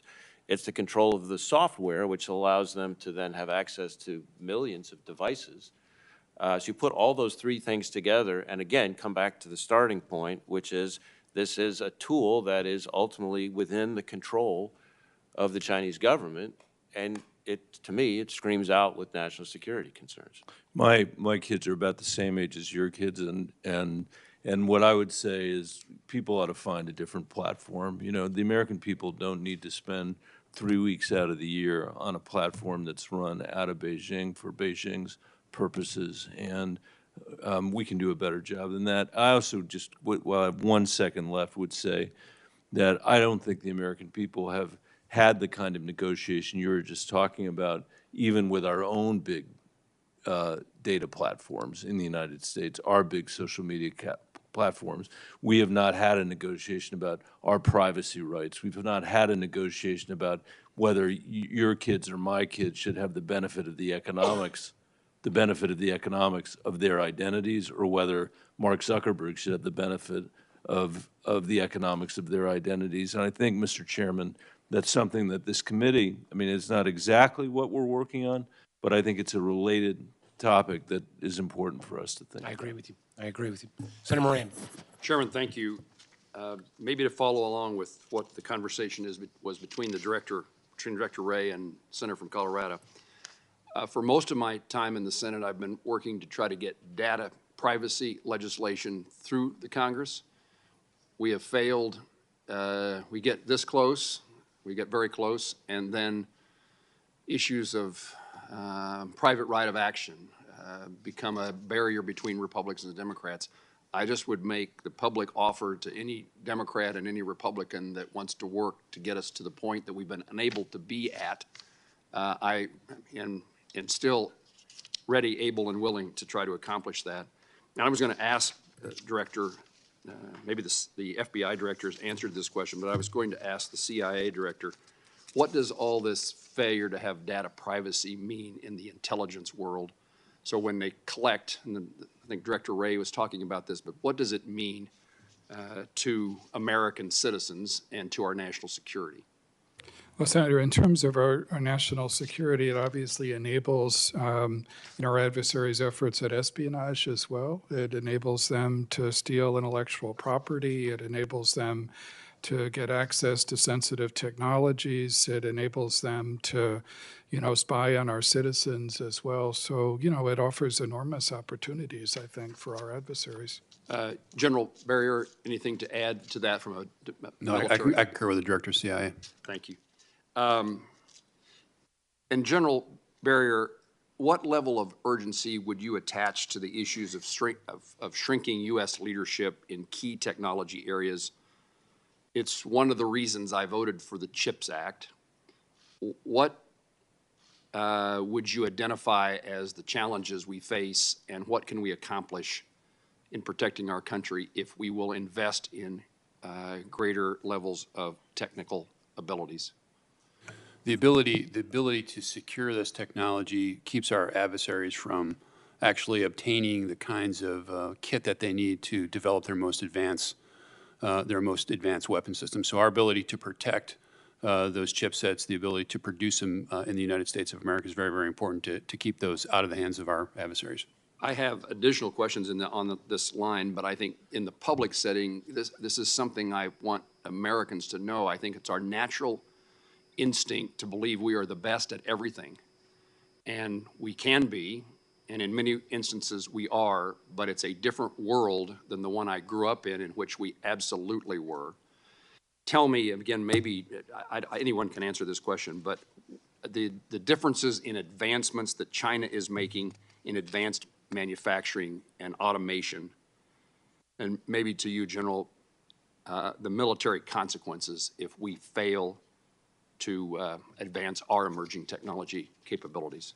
Senator, I would say that the Chinese are advancing very, very rapidly in every warfighting domain that exists, whether that's space, cyber, air and air defense, ground combat, command and control, cyber. They are making very, very rapid advances, and the Defense Intelligence Agency is taking note of that and watching it very carefully.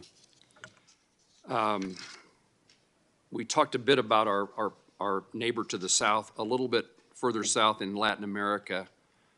Many countries in Latin America have elected leftist governments. What are the extent of the inroads that our adversaries have made in those countries which have been traditionally friendly to the United States? What's the difference in today's world in Latin America? I think there's a broad trend that some of our adversaries take advantage of. I mean, we see this when we were talking about technology, whether it's, completing deals involving Huawei or ZTE or 5G, which, as we've all been discussing, enable access to data. It's something we remind, countries with whom we deal in Latin America all the time are the risks of doing that, especially with regard to the People's Republic of China. There are economic relationships that can add to corruption in those countries, that can make them kind of one-dimensional economies, more and more dependent on the export of commodities to China, incur debts which will complicate their own economic growth sustainably over time as well. And certainly adversarial intelligence services try to erode our influence, in a lot of those countries as well. So it's a real challenge as well. In some places like Colombia, where we've had longstanding relationships in fighting narcotics and in, supporting the progress of those countries economically and politically, I think we're still able to sustain, a lot of the cooperation we've built up over the last 20 years or so. So we just have to work hard at it, relationship by relationship. Director Burns, I was hoping you would answer that in 19 seconds shorter so I could ask Director Haines a question, but you failed and so I failed. Thank you. Well, I would say, Senator Moran, new member of the committee, but I think you focusing on this technology competition is spot on and appreciate it. Senator Gillibrand. Thank you, Mr. Chairman. Director Haines, in last year's Intelligence Authorization Act, Senators Rubio, Warner, Heinrich, Burr, Blunt, and I created the ARROW, the All-Domain Anomaly Resolution Office, to break down the stovepipes between the intelligence community and the military regarding unidentified aerial, marine, and other phenomenon, which could pose a risk to the safety of our service members, as well as collection risks against sensitive facilities and overseas military bases. As recent events have shown, we need more and better sharing between the intelligence community and our military, and the stigmatization of the service members and personnel who come forward with this data is unacceptable. Do I have a commitment from you and each of our witnesses that you will work to reduce stigma, share intelligence between agencies, and as you're able with the public to ensure that we understand what's happening in our skies and seas?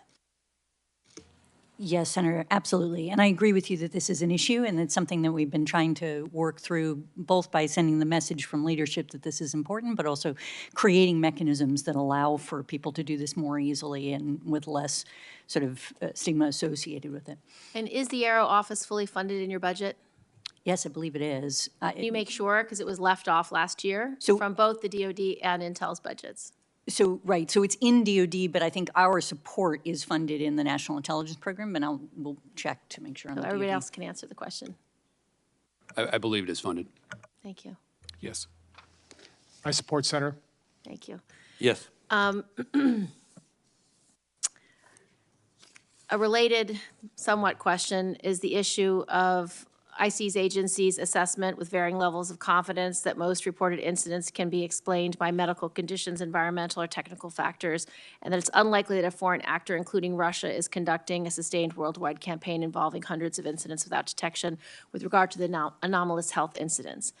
And that report was received in a very negative way by personnel who have been affected by their families, because it essentially says there's no external cause, which I think is really problematic. I'm very grateful that the intelligence community has been determined to make sure that healthcare is being met and the healthcare needs, and that each of these service members and personnel are treated appropriately and humanely from that perspective. But I find it unacceptable that we are not continuing diligent analysis of possible causes. I do appreciate that the Department of Defense continues to do research in that regard, and I'd like General Barrier to give us an update on how you're looking at this issue and how you are continuing to assess possible causes, as well as possible delivery mechanisms. And I'd like to include delivery mechanisms from above. So whether it can be delivered by a drone or a spy balloon through a collection device or collection technology, I'd like an update, please. Thank you.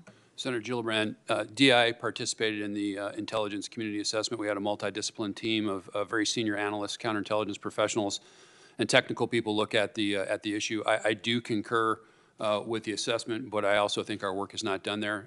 DIA continues to focus on, number one, the care of our officers who have been affected. We are doing some work on the analytical side, and we're doing work on the S&T side to determine causation, and we'll continue that work, and I've made that commitment to my workforce. And then I'd like a supplemental answer in closed session as well. Yes, ma'am. Thank you. Director Haines, I've been working on legislation which would create a One Health Security Council to create a whole-of-government approach to address a broad range of biological threats to human, animal, and agricultural health. As part of the intelligence community study of the impacts of climate change on food security and social instability, how well positioned are you to support the U.S. in strategic competition for the kind of biotechnology innovations which will ensure our resiliency in the face of a rapid changing climate? This has been an incredibly intense area of focus for us, and you've seen us put forward in budgets essentially for bioconvergence. We've, proposed quite a bit of money on this. We now have the National Center for Biosecurity, as opposed to used to be the National Counterproliferation Center. It is an area where you'll see even our recent head is somebody of that center is somebody with a history in this area, and we are increasingly working on essentially different mechanisms by which we can both promote greater exchange and access to expertise outside of the intelligence community and biotechnology and work, but also to understand better the innovations that are occurring there and try to make sure that we can take advantage of those so that we understand them for collection purposes and otherwise. Just for the record, post 9/11, we had the 9/11 Commission to assess what went wrong with regard to 9/11, what we could have done to prevent it. The fact that the intelligence community still disagrees on the origins of COVID is concerning, and I understand there's a massive lack of transparency from the Chinese government. However, I have legislation that will require a much more fulsome deep dive review, sort of like a 9/11 Commission report, to then inform our legislation about having a One Health approach, which is very similar as our post 9/11 approach, to have no siloing, to have everyone at the table, to do constant assessment, both agriculture and CIA and DOD and FBI and Homeland Security. So I'd like your assessment of both of those pieces of legislation with an eye towards solving the problem long term. Thank you, Mr. Chairman. Thank you. Mr. Lincoln. Chairman, thank you. Thank you, all of you, and your service. Please pass on our gratitude to the great folks that work with you as well. They work very hard, and most Americans don't get to see them and thank them personally in a restaurant and other places. So please pass on our thank you. Director Haines, I do want to be able to talk a little bit about Iran. Many of us on this committee have traveled, some of us very recently, to the Middle East. Our allies in the Middle East and others in the Middle East are not excited about the JCPOA. They're not supportive of it. This report that's come out seems to be somewhat nostalgic of if only the JCPOA would have been accepted, none of this would have happened. It is a bit of a challenge when we're watching Iran dramatically increase its enrichment. Now the IAEA is now saying they're at almost 84% in a public statement there. How close is Iran right now, and what are their nuclear ambitions? Are they peaceful, or are they weapon systems, or what they're actually trying to be able to develop towards? Thank you, Senator. We should obviously take this up further in closed session. I mean, I think we continue to have concerns. You've seen the report and the indication that that they are moving closer without a decision at this stage to pursue is our assessment, but nevertheless getting very concerningly close. Is Iran trying to be able to develop surrogate networks even into the United States, where they're choosing Hezbollah to advance across different regions, but also trying to develop surrogate networks in the United States right now? Yes, Senator. Is the Islamic Revolutionary Guard, they have noted that they are trying to assassinate, for lack of a better term, some American former officials and have put out a list on that. My question for you and for Director Wray is, how are we handling that, and are we providing the adequate level of both information and security to those former American officials that have been specifically named by the RGC as on their target list for assassination? Well, I'll start. There's obviously more we could talk about in closed session, but this is a threat stream that I talk about with my folks, my team, several times a week, which gives you a measure of what a priority is. And we are certainly engaged in the ways that you would expect with the individuals who are potentially targeted in terms of duties to warn and that sort of thing. And security varies for different individuals depending on the situation, and we're not the ones that provide the security, but we give them information that helps shape their approach to security. Great, thank you. Let me follow up on this. Director Wray, there's a piece that came out recently out of the Richmond office that you have then come back and said, oops, that should have never gone out. But it was a piece that's in an unclassified document that came out of the memo. And the memo specifically states in the opening paragraph, violent extremist and radical traditionalist Catholic ideology almost certainly presents opportunities for threat mitigation through the exploration of new avenues for tripwire and source development. Wow. This goes specifically into these radical traditional Catholics and explains what a traditional Catholic looks like on it. Help me understand what's happened since then when this has come out. Well, first let me say that when I first learned of the piece, I was aghast. As you should be. And we took steps immediately to withdraw it and remove it from FBI systems. It does not reflect FBI standards. We do not conduct investigations based on religious affiliation or practices, full stop. We have also now ordered our inspection division to take a look at how this happened and try to figure out how we can make sure something like this doesn't happen again. I will note it was a product by one field office, you know, which is, of course, we have scores and scores of these products. And when we found out about it, we took action. We are also taking steps to reinforce with our workforce all of the longstanding policies we have that speak to this kind of thing. We've got refresher training for the relevant employees, et cetera. And we do not and will not target people for religious beliefs, and we do not and will not monitor people's religious practices. That's not acceptable. That is completely not acceptable. That is, I had for the first time a couple of years ago, I had parents that came up to me in state and said, I went to a parent meeting at my school, am I going to be monitored now? And after this came out, I have people that catch me and say, okay, I'm Catholic, am I about to be monitored now? This sends all the wrong message on it. I do have to tell you, we've talked about this before.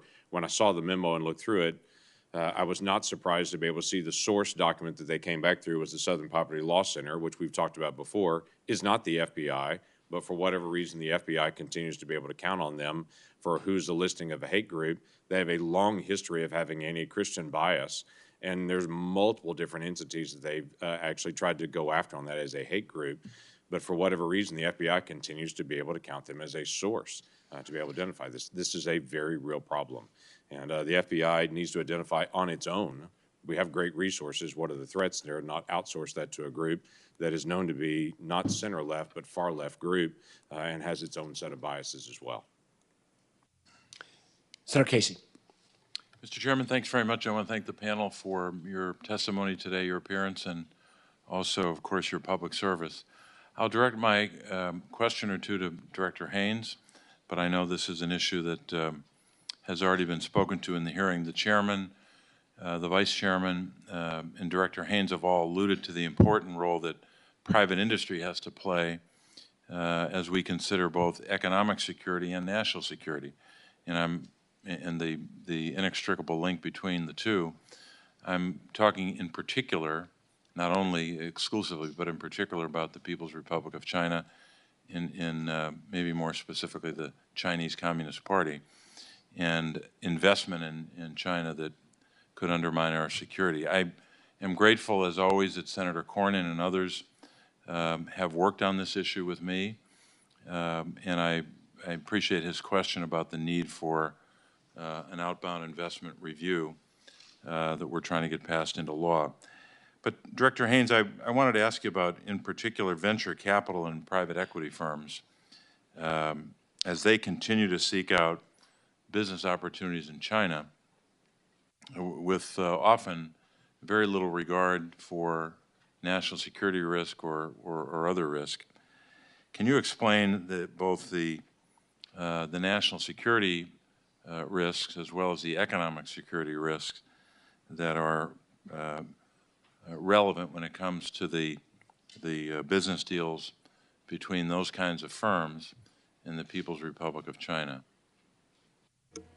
Yeah, absolutely, Senator. I'll do my best, and others may have something to add on this too. I mean, I think China obviously is focused, as we've been talking about, on critical foundational technologies that it believes will create a sort of disproportionate impact on their capacity for technological advantage, right? And we've talked about a number of these technologies: artificial intelligence, quantum computing, high performance computing, all of these different areas, semiconductors, et cetera. that is something that we're in competition with China. China, when they are approaching this, have historically, as we've indicated, not just receive, like if you know, a company in the United States or in an allied country has a you know, has an office in Beijing or opens a plant or does other things, China has laws that allow them to get access to information and other things that they have there, and that provides them with an opportunity to basically force those companies to provide information that can be helpful to their intellectual property extension and to ultimately, you know, advance their own competitiveness in this area. And they, through espionage and other means, have also gotten information from our companies, even outside of China, and from Western companies, and that in and of itself is an issue. In addition, we see that they are trying to create control over global supply chains, and what we've been discussing in this hearing in the context of a variety of technology areas, such as rare earth elements or other places where we know that, you know, or semiconductors, and the CHIPS Act is a kind of a response to this, right? Where if they are capable of controlling certain parts of the supply chain, they will make it, they can basically have leverage over that in a way that gives them unacceptable advantage in making it harder for us to get the supplies that we need at the moment that we need it for national security purposes or other purposes. And I think that an example of this is, look, if you just look at Russia and what's happening right now and the export controls that we've been able to use with respect to Russia on semiconductors, you can see how important it is to their capacity to prosecute their conflict, right?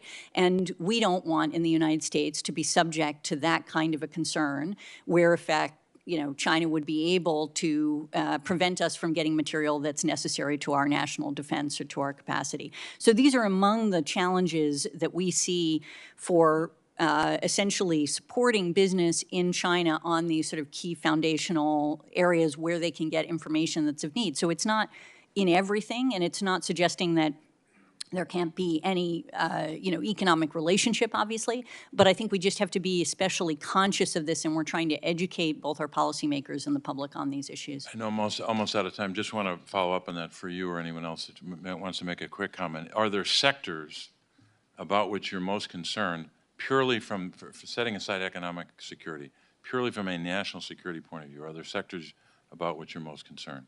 Yes, absolutely. Semiconductors, artificial intelligence, advanced computing, quantum computing, biotechnology, biomanufacturing. These are some of the most important areas that we have concerns about. Thank you, Senator Thank you, Casey, Mr. Chairman. for again, raising those issues. And we've seen this play with venture firms and others, sometimes even using false fronts, which is gravely concerning. Senator Rounds. Thank you, Mr. Chairman. And once again, let me offer my thanks and appreciation to you and to all of the members of your different services for how they contribute to our security. In Director Haynes' original comments, her early comments, she clearly discussed, or at least suggested strongly, the need for the reauthorization of the FISA Section 702. And I think sometimes we talk in terms of codes and so forth, and we don't provide the opportunity for the American public to actually understand what this is. And I'm going to ask General Nakasone, because I've heard him in the past very eloquently share what Section 702 does. And in this open setting, I'd really like Director Nakasone to be able to share a little bit about what 702 really is and the reason why it is so important that we reauthorize 702. Senator, 702 allows the U.S. intelligence community to collect communications of foreigners operating outside the United States that utilize U.S. infrastructure and services. Now, why is that important? It's important because if you think about what we've been able to do with authority since 2008, first of all, provide and shine a light on what our adversaries are doing. What's Iran doing? What's China doing? What's Russia doing? What's North Korea doing in all parts of the world? Secondly, disrupting. But if I could, that's because they're using platforms that have a nexus to our communication systems within the United States? That's correct. But they're doing it from outside of the United States and it is not necessarily connected with someone from within the United States. They're simply using the platform because it's easy. Right. Again, I think those are the two really important points. Non-U.S. person that's foreigner and it's outside the United States. The second piece is that we have built up and I think have done a very effective job of ensuring not only national security, but the security and rights and civil liberties of our citizens. Those things are not an either or. It's an and statement. And we've been able to do that with internal compliance and external compliance. And I want to go into that a little bit. Could you explain the reverse targeting prohibition and specifically what it prevents the government from doing?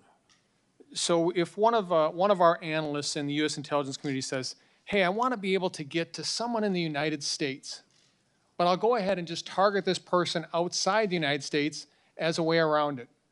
We do not allow that. In fact, we check that very, very carefully. It's audited. It's double checked and triple checked. It's interesting. When we make a mistake, we investigate, we mitigate, and then we report on it. That's the type of attention we pay to this authority. Thank you. And then there's also been a concern about what is known as incidental collection. Could you explain what is meant by incidental collection and why it's important to our national security? Senator, a lot of times when foreigners are operating outside the United States and they are conducting their communications, they may reference someone in the United States. If they do in their communications, we have very, very specific ways that we minimize and be able to hide that type of data. So that is, again, the importance of us being able to, again, the national security piece and the protection of civil liberties and privacy. Thank you. Director Wray, would you have anything to comment with regard to the need for 702? So it is absolutely essential to our ability to protect Americans, to protect victims here from foreign threats. And that's the FBI's lens into it. And I would say, to pick up on a point that General Nakasone made, that we take very seriously our role as stewards of these important authorities. And we have, I know concerns have been raised about compliance, understandably so. And we have made extensive changes over the past few years to address the root causes and to fix compliance issues. We've stood up a whole new Office of Internal Audit that's focused specifically on FISA compliance. We've made massive changes to our database systems to prevent inadvertent 702 queries. We've enhanced training. We've implemented new oversight and pre-approvals. And all of the reports that this committee and the public have seen about some of those issues all predate those important reforms. And I look forward to being able to share the impact of those reforms, as well as our focus on our trying to make sure people are using the authority in a surgical and judicious way, which is why I'm very pleased to be able to share with the committee today, publicly, for the first time, that we saw in 2022 a 93% year-over-year drop in U.S. person queries. 93% drop. And that's not an aberration. It's about an 85% drop if you compare it to 2020. So this is major impact. This is something we're going to treat as an ongoing effort, but it is part of our focus as stewards of these important authorities to make sure that we are protecting American civil liberties, but also using the tool in a way that is so valuable to protect Americans, in particular, increasingly these days, to protect American victims from malicious cyber actors. You know, I've talked before about how the Chinese have the largest hacking program in the world by far, bigger than every major nation combined, and they've stolen more of our personal and corporate data than every nation, big or small, combined. You look at the Russians. We've talked before about their treating of cyber as an asymmetric weapon, and they've invested significant resources in that. You look at the Iranians and their efforts to conduct destructive attacks even in the United States, and all of these powers are trying to build pre-position capabilities in the event of a much more serious conflict. 702 is what enables the FBI to get to victims, to warn them, to take steps to mitigate those cyber threats. And there's a lot more that we could talk about in closed session, but it's an incredibly valuable tool to protect Americans, especially as you look out over the next 5 years in terms of the threats we're going to face with great powers, with cyber, and unfortunately, to picking up on some of the questions that were asked earlier, from foreign terrorist organizations again. Thank you. My time has expired. Thank you, Mr. Chairman. Thank you, Senator Rounds. Thank you for raising the issue. And I do think for a lot of our colleagues, we're going to need to have this kind of explanation. We're going to need the community to lean in on declassifying specific examples, particularly vis-a-vis China and Russia. And also, a lot has changed since the Congress debated this issue back in, I believe, 2017, 2018, in terms of reforms. Senator Ossoff, you've been very patient. Senator Ossoff. Thank you, Mr. Chairman. I want to thank you for your focus on technology as well. And in that vein, General Nakasone. Could we check whether we are being listened into at this point, or maybe you want to switch microphones?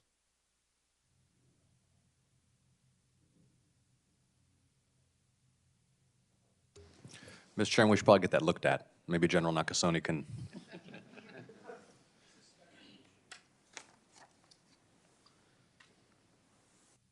But speaking of technology and General Nakasone, General, I have an offer I think you can't refuse. You have, of course, tremendous assets and personnel in Georgia, NSA Georgia, the Cyber Center for Excellence at Fort Gordon, just around the corner from Augusta University's Cyber Center as well, an academic resource there. And I would like to invite you to join me, and perhaps we can get some barbecue and pecan pie as well, to visit with your personnel at NSA Georgia and or at the Georgia Tech Research Institute, which, based in Atlanta but with facilities across the country, is conducting much of the advanced research consistent with the chairman's commitment to technology as a key frontier in our national security. So will you join me in Georgia, General? I will, Senator. Looking forward to that and appreciate the commitment. Speaking of Georgia, Director Haines, the assessment warns, quote, Russia is particularly focused on improving its ability to target critical infrastructure, including underwater cables, and that, quote, the PLA Navy and Air Force already are the largest in the region, meaning the Indo-Pacific region, and continue to field advanced platforms that improve China's ability to try to establish air superiority and project power beyond the first island chain.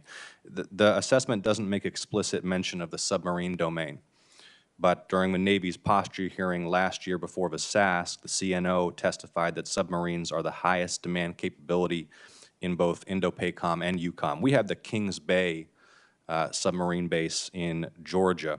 I want to ask you first, do you share our military's assessment that the undersea domain is critical and one in which we presently enjoy unique advantages? Yes, absolutely.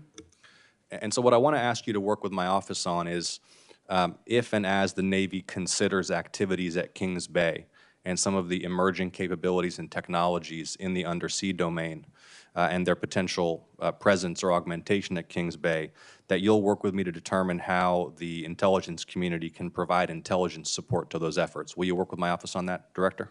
Yes, absolutely, Senator. Thank you. Remaining focused on Georgia, we have the third busiest deep water port in the country, and Director Wray, as a Georgian, you know this. Ports are critical infrastructure, yes? Absolutely. And there are threats to our ports and threats that move through our ports. We've seen foreign intelligence services try to infiltrate, according to public reporting. In the Wall Street Journal, for example, intelligence gathering equipment through U.S. ports. There's a risk of drug trafficking through U.S. ports, human trafficking through U.S. ports. Director Wray, I'd like to ask you to redouble a commitment you've made to me in the past to ensure that the FBI is fully focused on protecting the Port of Savannah and other seaports across the country. We're very focused on port security. I haven't forgotten our previous conversations on the subject, both in Savannah, but also in places like Norfolk and other significant ports around the United States.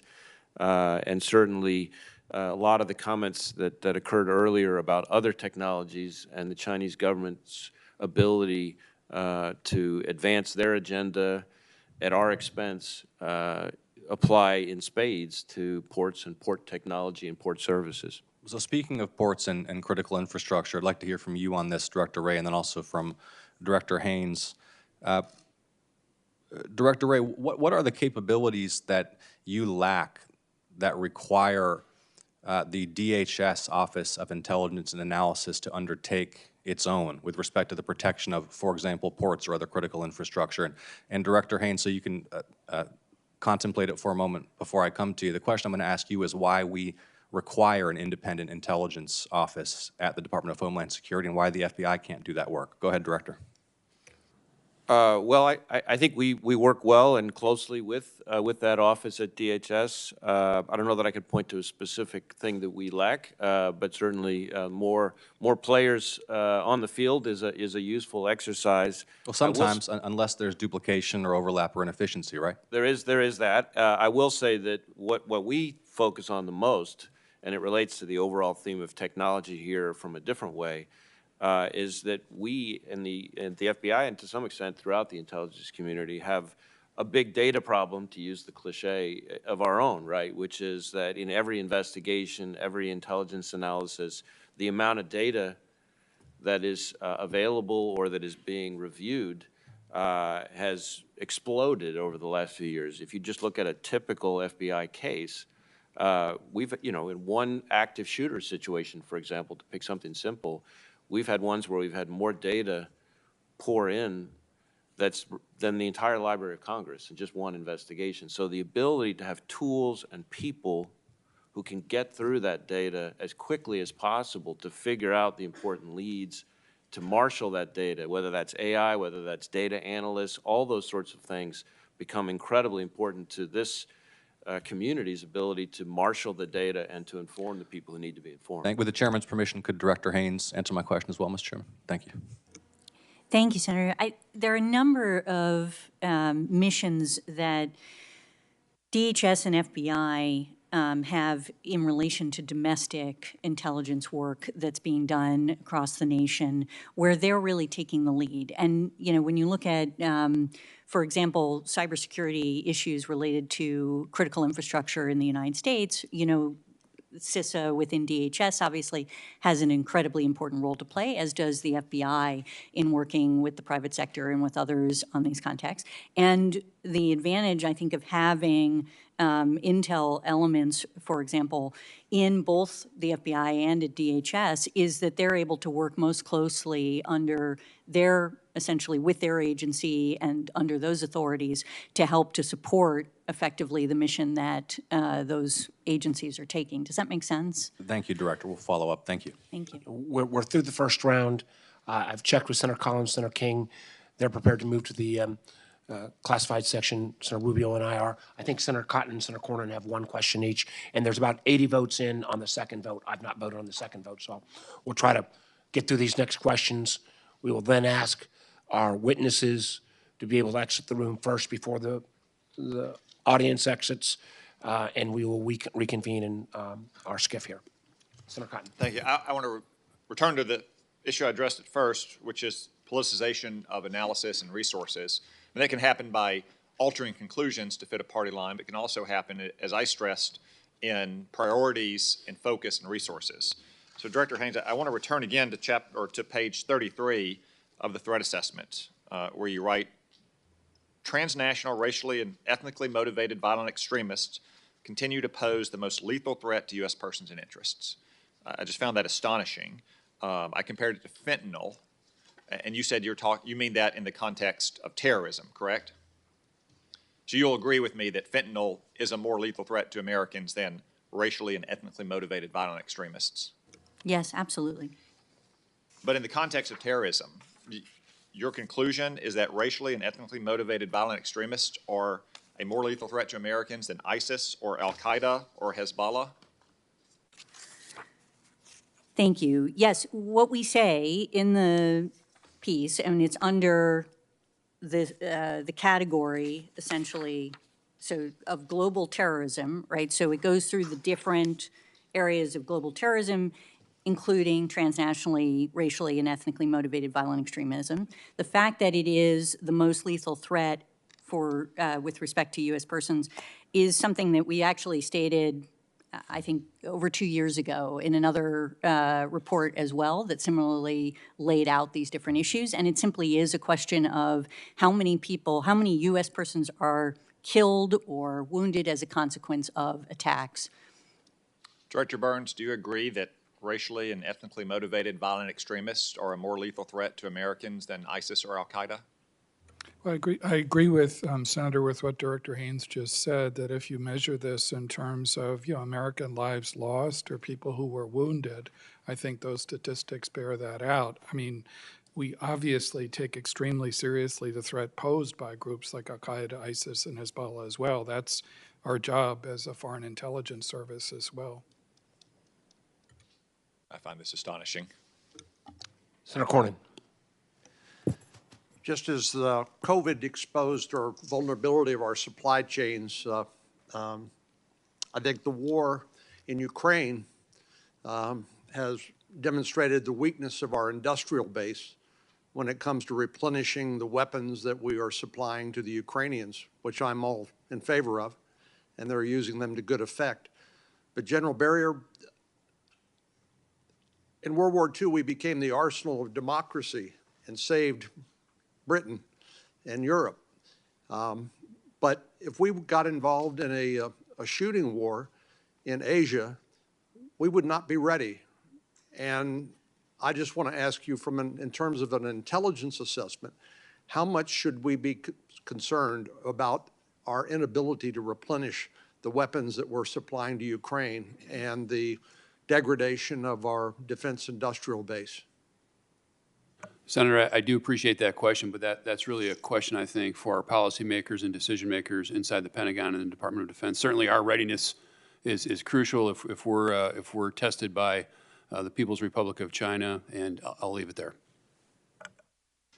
Well, we're coming to the close of this open hearing. I want to make two final comments.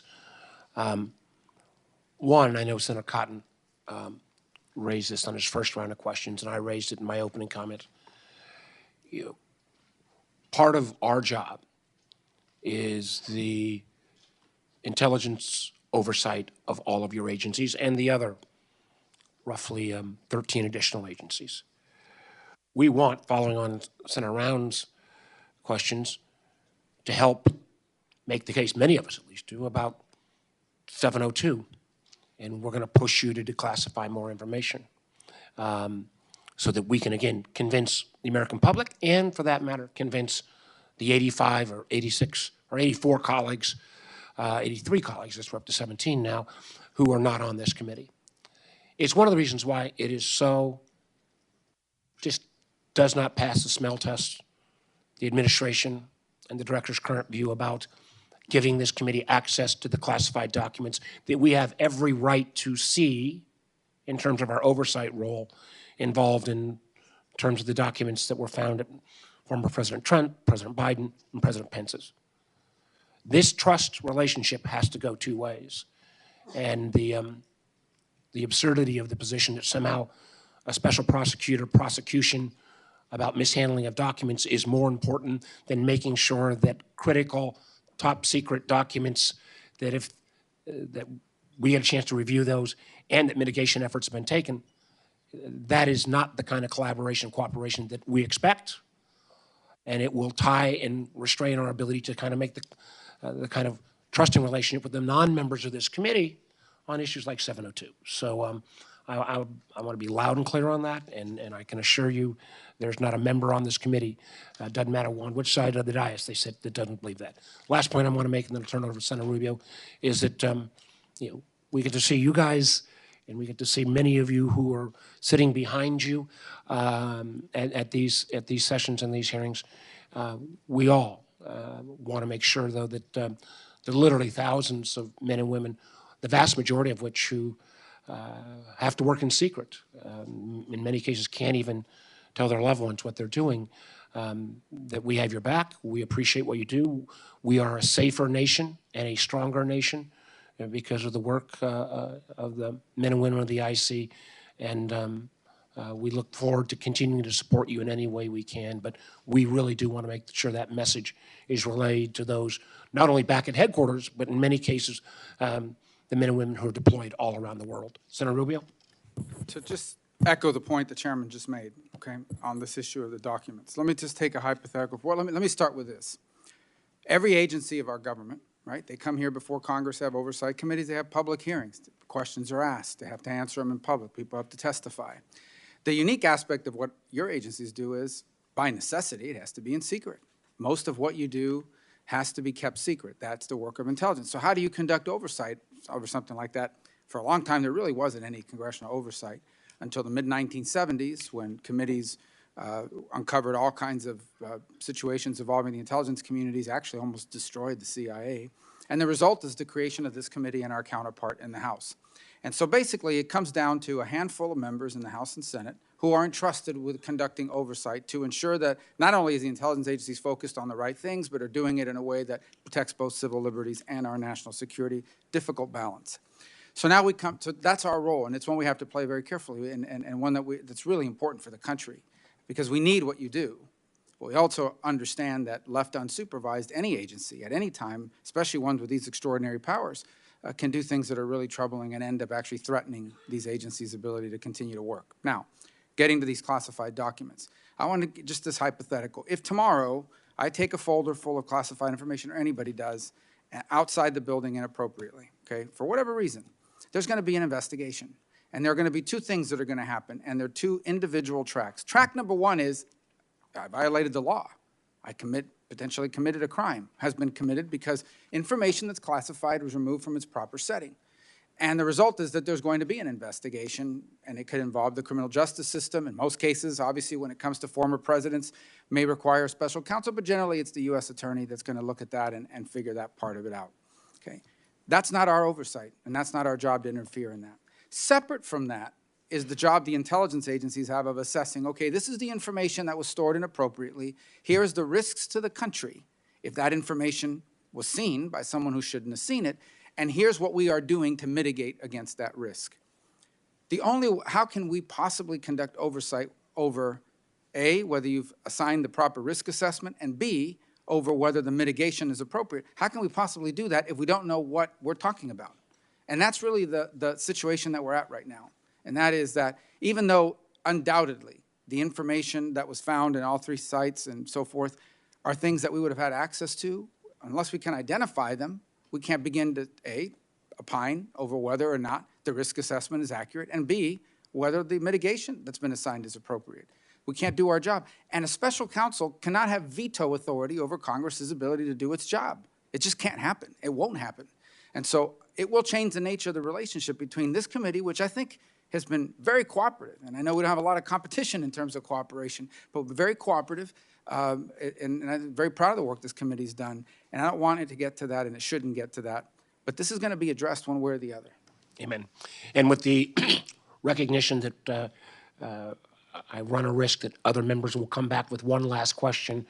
James, you're going to get the last bite, but then once you're done with that question, appreciate, and I think I can speak for all of the members, we would all echo what all the members on both sides of the dais would agree with what Senator Rubio and I have just said.